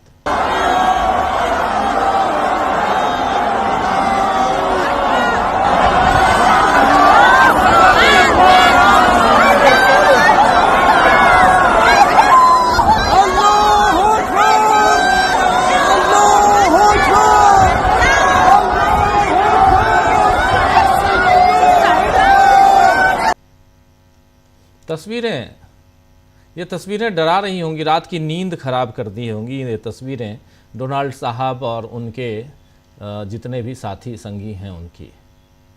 आप बम्बार्डिंग कर लीजिए लेकिन कुछ नहीं होने वाला। यहाँ महिलाओं में जोश देखिए, अलग वही राजीव जी, वही सबसे असली बात है कि जो तमाम पश्चिमी मीडिया और हमारे देश के भी बहुत सारे तथाकथित प्रगतिशील लोग इसको बहुत लेकर चिंतित होते हैं, क्योंकि मैं ईरान में गया हूँ, वहाँ रहा हूँ कुछ दिन, तो मुझे मालूम है वहाँ की स्थिति। आप महिलाओं का प्रेजेंस देखिए युद्ध के दौरान सड़कों पे। केवल लिबास नहीं तय करता है कि आप कितने आजाद हैं, आजादी दिख रही है ना वहां पे, घर पे तो नहीं बैठी हुई है जी। वहां का राष्ट्रपति हमले के वक्त सड़कों पे है, लोगों से मिल रहा है, कोई उसके पीछे कमांडो वगैरह नहीं दिख रहे हैं, कोई हुटर वाली गाड़ियां नहीं दिख रही हैं, और वो कहीं छुप के ये भी नहीं अपने सेना को कह रहा है कि जो उचित समझो वो करो, वो खुद सड़कों पे है। तो ये फर्क है। और दूसरा आप यहाँ का देखिए स्थिति कि एक कितना अनैतिक काम हो रहा है। कि हमारे देश के लोग छुट्टियां लेके लाइन में लगे हैं सिलेंडर भरवाने, धूपों में पुलिस की लाठियां खा रहे हैं। एक की मौत भी हो गई पंजाब में। अपना काम छोड़ के, दुकान छोड़ के, घर बार दफ्तर छोड़ के वो सिलेंडर की लाइन में लगे हैं। और हमारे प्रधानमंत्री रोज चुनावी राज्यों में चुनाव प्रचार में लगे, जिसमें हजारों लीटर पेट्रोल वो धुएं में उड़ा रहे हैं। कल वो केरल में थे, आज असम में थे। झंडी, अरे झंडी तो स्टेशन मास्टर भी दे देगा भाई। आपको अगर अपोजिशन के लिए गाली देने के या आलोचना करना है आपको, तो आप घर में बैठ के वीडियो बना लो। प्रधानमंत्री राजीव जी एक बार निकलता, जैसे मान लीजिए कि आज वो गए कोकराझार जाना, शायद वो जा नहीं पाए क्योंकि वहाँ मौसम खराब था, गुवाहाटी तक गए। तो गुवाहाटी तक गए तो 45 कार का तो काफिला है। और वो कारें कोई ऑल्टो नहीं है, वैगन आर नहीं है, वो कारें बड़ी महंगी कारें हैं, उनका खर्चा है, BMW है, BMW है जी, वो 45 कारों काफिला है। उसके बाद वो बोइंग जहाज जाते हैं, 2 जहाज जाते हैं, उसके बाद हेलीकॉप्टर लगते हैं। जिस राज्य में जाते हैं वहाँ हजारों गाड़ियां लगती हैं। इस क्राइसिस में जब हमारे पास तेल की सप्लाई नहीं हो पा रही है, हमारे लोग गैस की लाइनों में लगे हैं, और हमारा प्रधानमंत्री पिकनिक मना रहा है, झंडियां दिखा रहा है।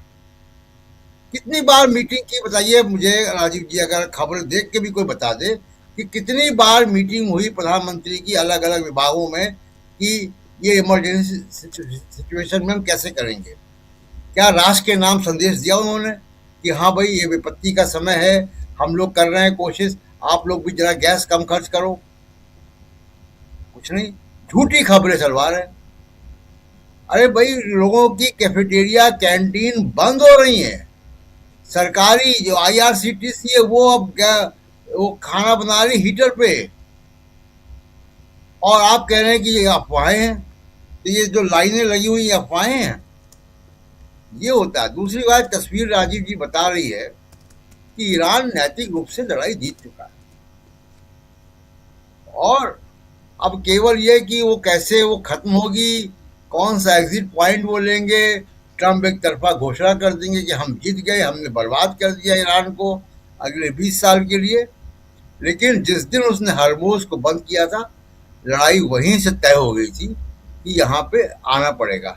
और एक आखिरी बात इस वक्त, उसके बाद मैं डोमेस्टिक पॉलिटिक्स में आऊंगा। राजीव जी, भारत की विदेश नीति की कंप्लीट फेलियर है। ऑपरेशन सिंदूर के वक्त और उसके पहले जो पहलगाम का हमला हुआ उसमें हमने देखा। उसके बाद आप देखिए कि कोई देश हमारे साथ खड़ा नहीं हुआ। और अब आप देखिए, अभी अराकची का आप बात कर रहे थे, कल प्रधानमंत्री ने राष्ट्रपति को फोन किया उनके, तो क्या उसके बाद ट्वीट भी किया, तो क्या प्रधानमंत्री ने उनके राष्ट्रपति को फोन करके खमनेई के मारे जाने पे शोक संवेदना दी? ये नहीं बताया उन्होंने ट्वीट पे, नहीं बताया। क्या मुस्तफा खमनेई के चुने जाने पर, सुप्रीम लीडर चुने जाने पर उन्होंने उनको बधाई दी?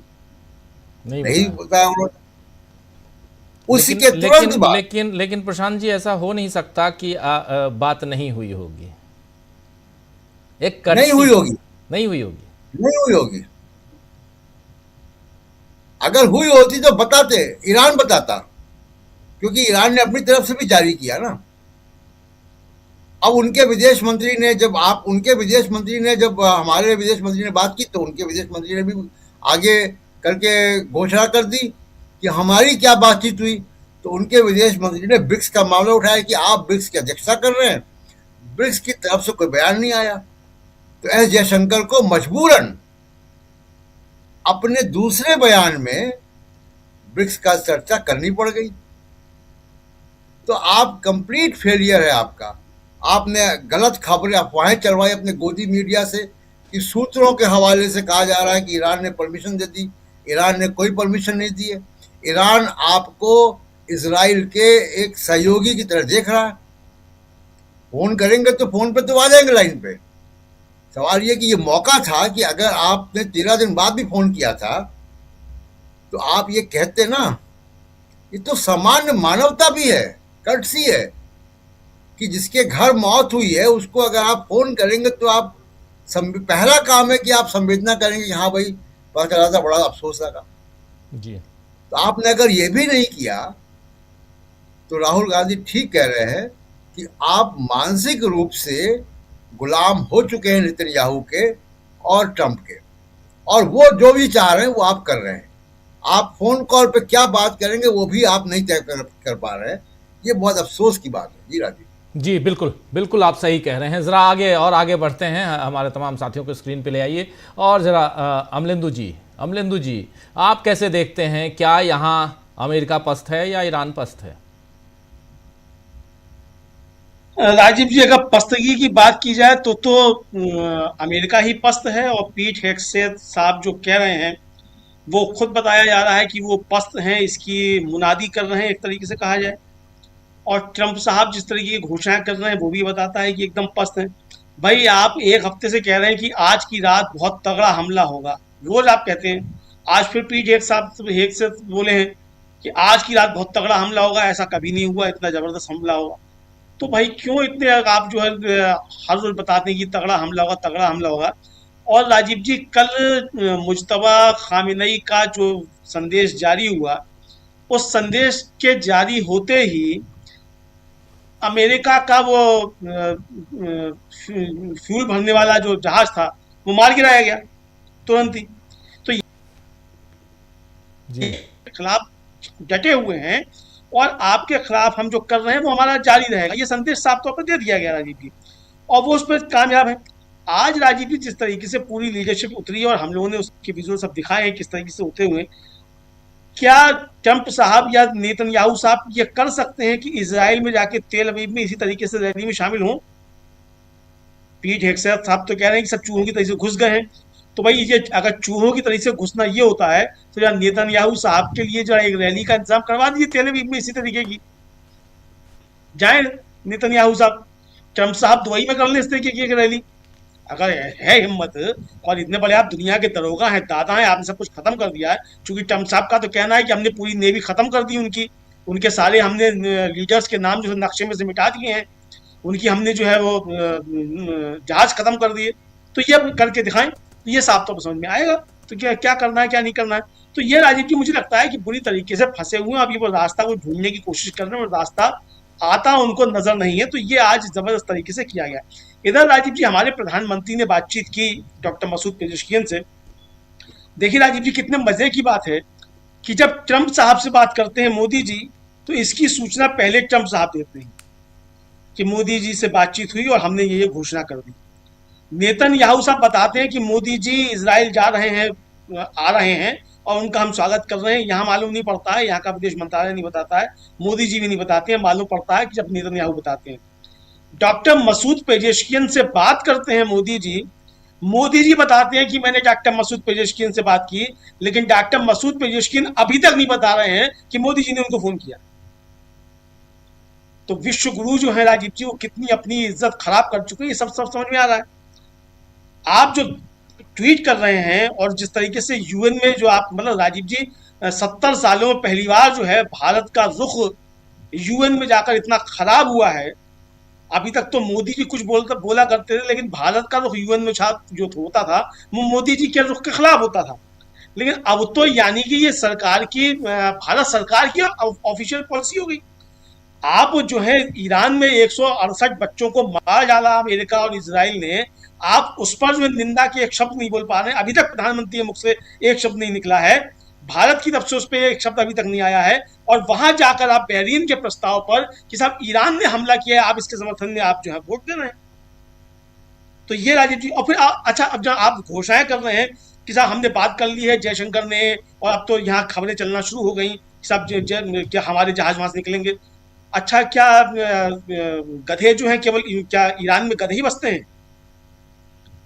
यानी अडानी साहब जो हैं वो गोला बारूद की आपूर्ति करेंगे इजराइल को, ड्रोन की आपूर्ति करेंगे इजराइल को, और आप जो है खामेनेई की हत्या पर शोक का एक शब्द नहीं कहेंगे और जयशंकर साहब के फोन करने से ईरान कह देगा हाँ भाई, हाँ आप तो भारत से आए हैं, चलिए और आपको हम इजाजत देते हैं। तो भाई ये मूर्ख जो हैं वो अब वो जो सेवा तीर्थ हो गया वहां बसते होंगे भाई, बाकी दुनिया में नहीं बसते हैं इस तरीके के मूर्ख। तो ये किस तरीके की आप मतलब डिप्लोमेसी के स्तर पर हार रहे हैं, किस तरीके की। यानी आपका जो मित्र हुआ करता था कश्मीर के मसले पर राजीव जी, जिसने आपका साथ दिया, आईओसी के खिलाफ जाकर के उसने आपका समर्थन किया था, आप अपने उस मित्र राष्ट्र के खिलाफ जाकर खड़े हो गए।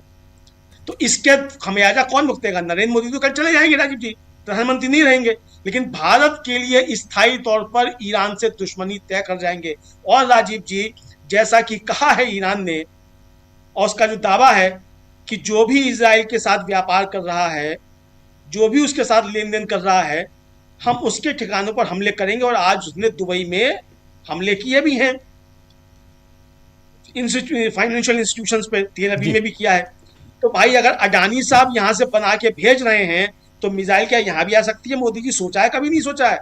फिर नेतन्याहू आएगा, यहाँ कौन आएगा? आप तो चूंकि दुश्मनी मोल ले चुके हैं, तो इतना आगे मत बढ़ो नेतन्याहू की दोस्ती के चक्कर में। अगर राहुल गांधी की बातें सही है कि वो एप्पल स्किन की फाइलों की वजह से कुछ है, हम नहीं जानते इसके बारे में, लेकिन अगर आपकी ये पॉलिसी बन चुकी है, मैं राजीव जी देख रहा था, वो मौलाना कलवे जब्बार है, शिया नेता, वो कह रहे थे, उनका वीडियो वायरल हो रहा है कि भाई यहाँ तो हवन हो रहे हैं कि नेतन्याहू जीत जाए और वो इजराइल की जीत हो जाए, लेकिन ईरान में गाय के कत्ल पे पाबंदी है, वहां गाय नहीं काटी जाती है।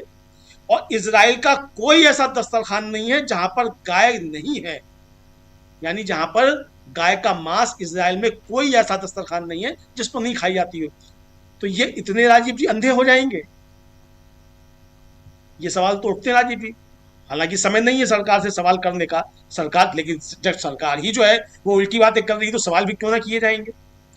सवाल सरकार से इसीलिए किए जा रहे हैं कि अगर नरेंद्र मोदी के रुख की वजह से भारत की बदनामी हो रही है, नरेंद्र मोदी की नीतियों की वजह से अगर भारत की दुनिया में बदनामी हो रही है, और हम दुनिया में नए दुश्मन तैयार कर रहे हैं, और नए दुश्मन किसको तैयार कर रहे हैं? जो हमारे मित्र थे। अगर हम अपने मित्रों को दुश्मन बनाते चले जा रहे हैं नरेंद्र मोदी की वजह से, तो सवाल तो फिर पंडित नेहरू से नहीं, मोदी से ही पूछे जाएंगे राजीव जी। इसलिए ये पूछना जरूरी भी है। जी बिल्कुल बिल्कुल सही कह रहे हैं, पूछे जाएंगे। समय हालांकि ख़त्म हो गया, 8:30 बज गया है, और एक छोटा छोटा कमेंट मैं चाहूँगा, 1-1 मिनट का कमेंट। आप लोग 5 लोग हैं, 5 मिनट में ख़त्म करते हैं। हिंदुस्तान की बात कर रहे हैं हम, ईरान की बात तो खूब कर लिए। डॉक्टर साहब आपके पास आना चाहता हूँ। राहुल गांधी की बात आप भी कर ही रहे थे, शकील जी भी कर रहे थे। राहुल गांधी की बात हो या विपक्ष की बात हो, लेकिन ओवरऑल इस वक्त हिंदुस्तान को क्या आप देखते हैं कि संकट में है? और इसलिए मैं पूछ रहा हूँ, ईरान और उसी युद्ध से रिलेटेड बात ही कर रहा हूँ मैं, और किसी पॉलिटिकल संकट की बात नहीं कर रहा मैं। उस युद्ध के कारण जो संकट उपजा है, क्योंकि आज पेट्रोलियम मिनिस्ट्री से भी प्रेस कॉन्फ्रेंस की गई है, और पेट्रोलियम मिनिस्ट्री ने भी बताया है कि बिल्कुल सब कुछ अच्छा है, कहीं पीएनजी में कोई दिक्कत नहीं है, एलपीजी में कोई दिक्कत नहीं है, और तेल और इन सब चीज़ों में कोई दिक्कत नहीं है। प्रशांत जी लेकिन कुछ और कह रहे हैं। तो दिक्कत प्रशांत जी को है, दिक्कत आपको है, हमको है, आम जनता को है। यहाँ तो साफ यही दिख रहा है कि हम लोग इसको ज़बरदस्ती यहाँ भड़का रहे हैं लोगों को। मतलब तो ये तो दिखता है, तस्वीरें कुछ और कहती हैं।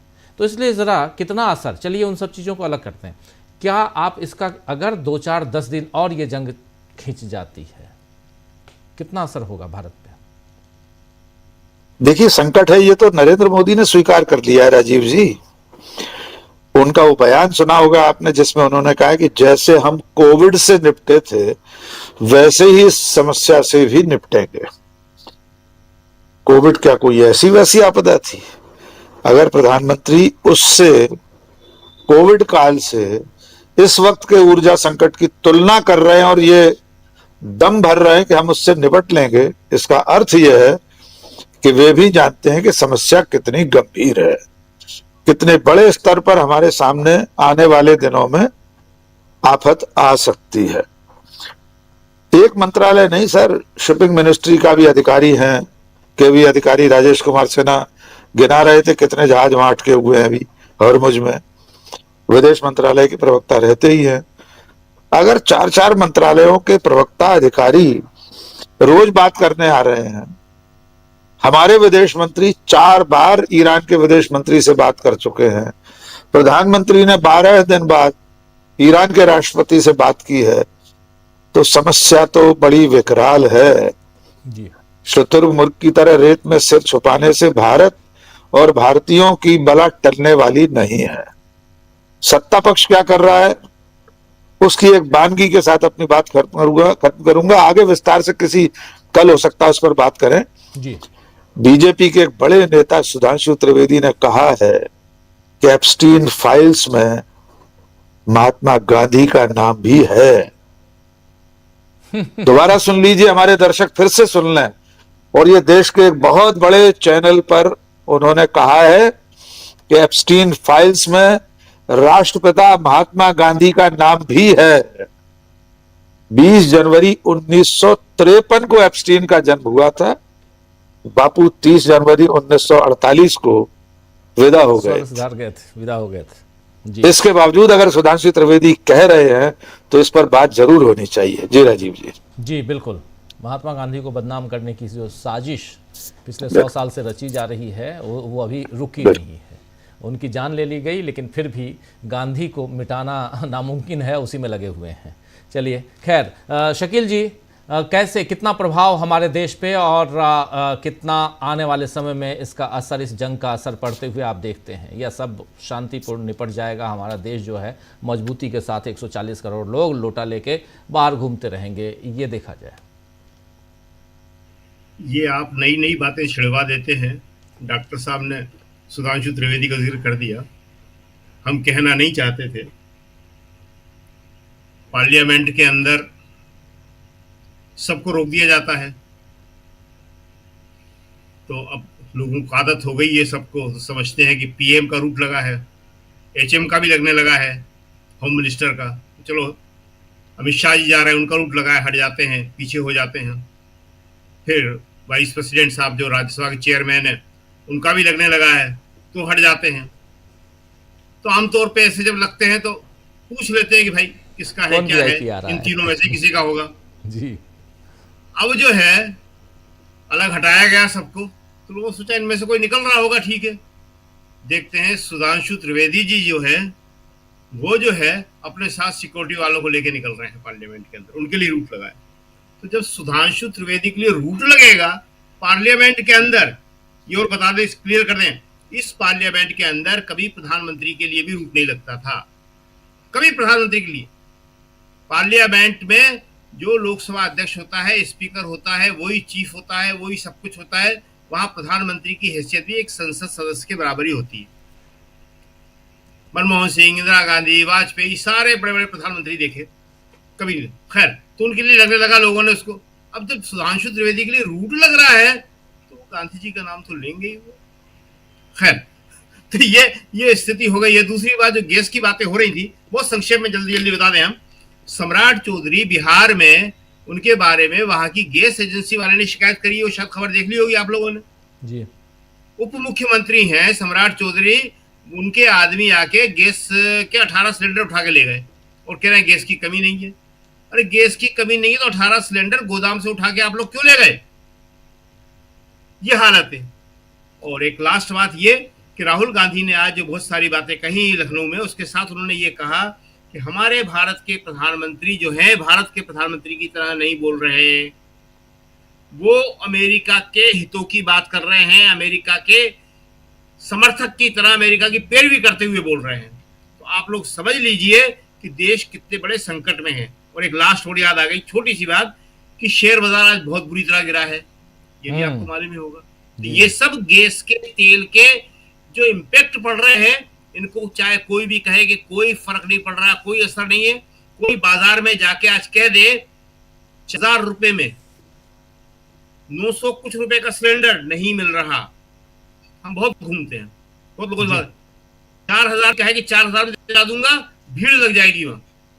बिल्कुल सही। 4000 से ऊपर जा चुका है, 4000 में नहीं। बिल्कुल बिल्कुल आप सही कह रहे हैं। और मुझे आज किसी ने सुबह सुबह बताया कि 4500 रुपये में वो एक सिलेंडर लेके आया है, 4500 रुपये में लेके आया है। शाम तक उसकी कीमत 5000 रुपये हो गई थी। अब बात करेंगे तो फिर वही होगा कि आप लोग तो यहाँ भड़का रहे हैं। डॉक्टर साहब कुछ कहना जोड़ना चाहते हैं, फिर सुनील शुक्ला जी आपके पास इंडक्शन हाँ जी सर, इंडक्शन उपलब्ध नहीं है ऑनलाइन इस देश में आज की तारीख में। अमेजन से लेकर जितनी इस तरह की ऑनलाइन कंपनियां हैं, इंडक्शन उपलब्ध नहीं है। आप सर्च करा लीजिए, वो भी बाजार से गायब हो गया है। जी जी जी जी बिल्कुल बिल्कुल बिल्कुल सही कह रहे हैं। और सुनील शुक्ला जी आपसे भी अमलेंदु जी कुछ जोड़ रहे हैं, फिर सुनील जी आपको। अमलेंदु जी। राजीव जी, मैंने इंडक्शन बुक कर दिया 2 उस पे ऑनलाइन प्लेटफॉर्म्स पे, और वो दिखा रहा था कि 13 तारीख को पहुंच जाएगा, और अभी तक कोई सूचना नहीं आ रही है कि उसमें दिखा रहा है कि आपने ऑर्डर दे दिया, लेकिन वो नहीं आ रहा। अब मैं जब सर्च कर रहा हूं तो कहीं इंडक्शन मिल ही नहीं रहा है। अब वो नहीं आएगा, पैसा भी अटका हुआ है, पैसा कब तक आएगा कुछ नहीं पता, और वो अटका हुआ है। तो भाई मोदी जी, अगर आपके घर में एक आध रखा हो तो मेरे यहाँ भिजवा दो जरा, इंडक्शन ही भिजवा दो। गैस तो नहीं भिजवाओगे, इंडक्शन ही भिजवा दो कम से कम। ये हालत है। अमलेंदु जी अफवाह मत फैलाइए, आप अफवाह फैला रहे हैं। अफवाह नहीं फैला रहा हूँ राजीव, मैं अभी आपको स्क्रीनशॉट दे सकता हूँ। जी नहीं, वो बात हम लोग कर ही रहे हैं, मैं मजाक कर रहा हूँ, लेकिन सरकार यही कह रही है कि आप लोग अफवाह फैला रहे हैं। और बड़ी अदब के साथ, बड़ी ईमानदारी के साथ ये बात हम लोग यहाँ कह रहे हैं कि सचमुच दिक्कत है। और हमारे जो साथी इस कार्यक्रम को देख रहे हैं वो भी जहाँ से भी जुड़े हुए हैं अपने आसपास देख सकते हैं कि जो चल रहा है वही हम बता रहे हैं। सरकार न माने तो अब क्या करें? सुनील शुक्ला जी। नहीं, सरकार अगर ये कह रही है कि गैस उपलब्ध है तो गैस की बुकिंग क्यों नहीं हो पा रही है? जो एलपीजी के आपूर्ति करने वाली कंपनियां हैं उनके सर्वर काम क्यों नहीं कर रहे हैं? आप उनकी वेबसाइट पर जाकर के भी आप अपनी गैस बुकिंग क्यों नहीं कर पा रहे हैं? अगर है तो सब कुछ खुला होना चाहिए। सरकार ने ये क्यों कहा कि आपको गैस 25 दिन के बाद मिलेगी? क्या यह उपलब्धता का प्रमाण है? सरकार ने यह क्यों कहा कि ग्रामीण क्षेत्रों में गैस की आपूर्ति 45 दिनों के बाद होगी? अगर सब कुछ ठीक है तो ये बयान क्यों आ रहे हैं? और अगर मान लीजिए, मैं मान लेता हूं कि सर्वर खराब है, नेट नहीं काम कर रहा है, इंटरनेट की प्रॉब्लम आ गई है, सब कुछ ठीक है, तो जब उपभोक्ता अपने गैस एजेंसी पे जा रहा है तो वहां बुकिंग क्यों नहीं हो रही है? वहां उसको इस नाम पर क्यों टाल दिया जा रहा है कि पहले आप केवाईसी कराइए? केवाईसी कराने की प्रक्रिया में जब वो शामिल होता है तो उसको ओटीपी नहीं आती। ये क्यों हो रहा है? आप कहिए कि किसी को कोई दिक्कत नहीं है, जो जितने आपके पास गैस उपभोक्ता हैं वो निश्चित रहें, बुक करावें और लोग हमेशा मिलती रहेगी। सरकार तो खुद स्वीकार क्यों नहीं कर लेती? दूसरी चीज, क्या गैस एक ऐसी चीज, क्या यह तथ्य नहीं है कि आप खाड़ी के देशों से जो आपके टैंकर्स हैं वो नहीं आ पा रहे हैं, वहां यातायात प्रभावित है, और अगर वहां से गैस की आपूर्ति नहीं हो रही है तो आप अपने देश में गैस की आपूर्ति कहां से ले रहे हैं? आप खुद कहते हैं, मंत्री ने कहा कि केवल 40% जो जरूरतें हैं देश की वह घरेलू संसाधनों से पूरी होती हैं, 60% जो जरूरतें हैं वो आप आयात पर निर्भर हैं। क्या गैस की आपूर्ति अगर प्रतिदिन न हो तो आप देश में गैस की आपूर्ति कर सकते हैं? अगर प्रतिदिन आप आयात न करते हो, आपके पास भंडारण की क्षमता कितनी है गैस की? आप ये बता दीजिए कि इतनी हमारे पास भंडारण की क्षमता है, हम ऑलरेडी इतना गैस भरे हुए हैं और आपको जितनी आवश्यकता होगी देश को हम देते रहेंगे। कहां है वो? अगर आपको अपने उपभोक्ताओं को प्रतिदिन गैस का आयात करके ही गैस की आपूर्ति करनी होती है और गैस का आयात बंद है, तो फिर आपूर्ति हो कैसे रही है जी? कहां से हो रहा है ये? ऐसा नहीं है ना कि लोग कपोल कल्पना कर रहे हैं, सब कुछ सब लोग सब कुछ देख रहे हैं। आपके गैस की आपूर्ति आपको नहीं स्वीकार करते हैं कि जो सामूहिक चूल्हे हैं वो बंद हो गए। आज मेरे पास 2 जिलों से होटल रेस्टोरेंट एसोसिएशन का एक मैसेज आया, 2 अलग अलग जिलों के हैं। उनमें उन्होंने कहा है कि उन्होंने अपने सभी सदस्यों से आग्रह किया है कि वह गैस को छोड़ करके वैकल्पिक ईंधन के उपयोग पर अपना व्यापार चलाने का प्रयास करें। यह उन्होंने बाकायदे प्रेस नोट जारी करके कहा कि उन्होंने अपने सदस्यों से आग्रह किया। क्यों किया? अगर गैस उपलब्ध है, जरूरतों के हिसाब से उपलब्ध है, तो आप क्यों नहीं होने दे रहे हैं? जो एलपीजी के जो कमर्शियल सिलेंडर लेकर के ठेला लगाने वाले हैं, मोमोज बेचते हैं, चाट पकौड़ी की दुकानें लगाते हैं, चाइनीज जो खाद्य पदार्थ है वो बेचते हैं, उन्होंने अपनी दुकानें बंद कर दी। क्यों बंद कर दी? क्योंकि उनके पास कमर्शियल जो सिलेंडर है वो मिल नहीं रहा है। अगर वो मिल रहा है तो कहां मिल रहा है?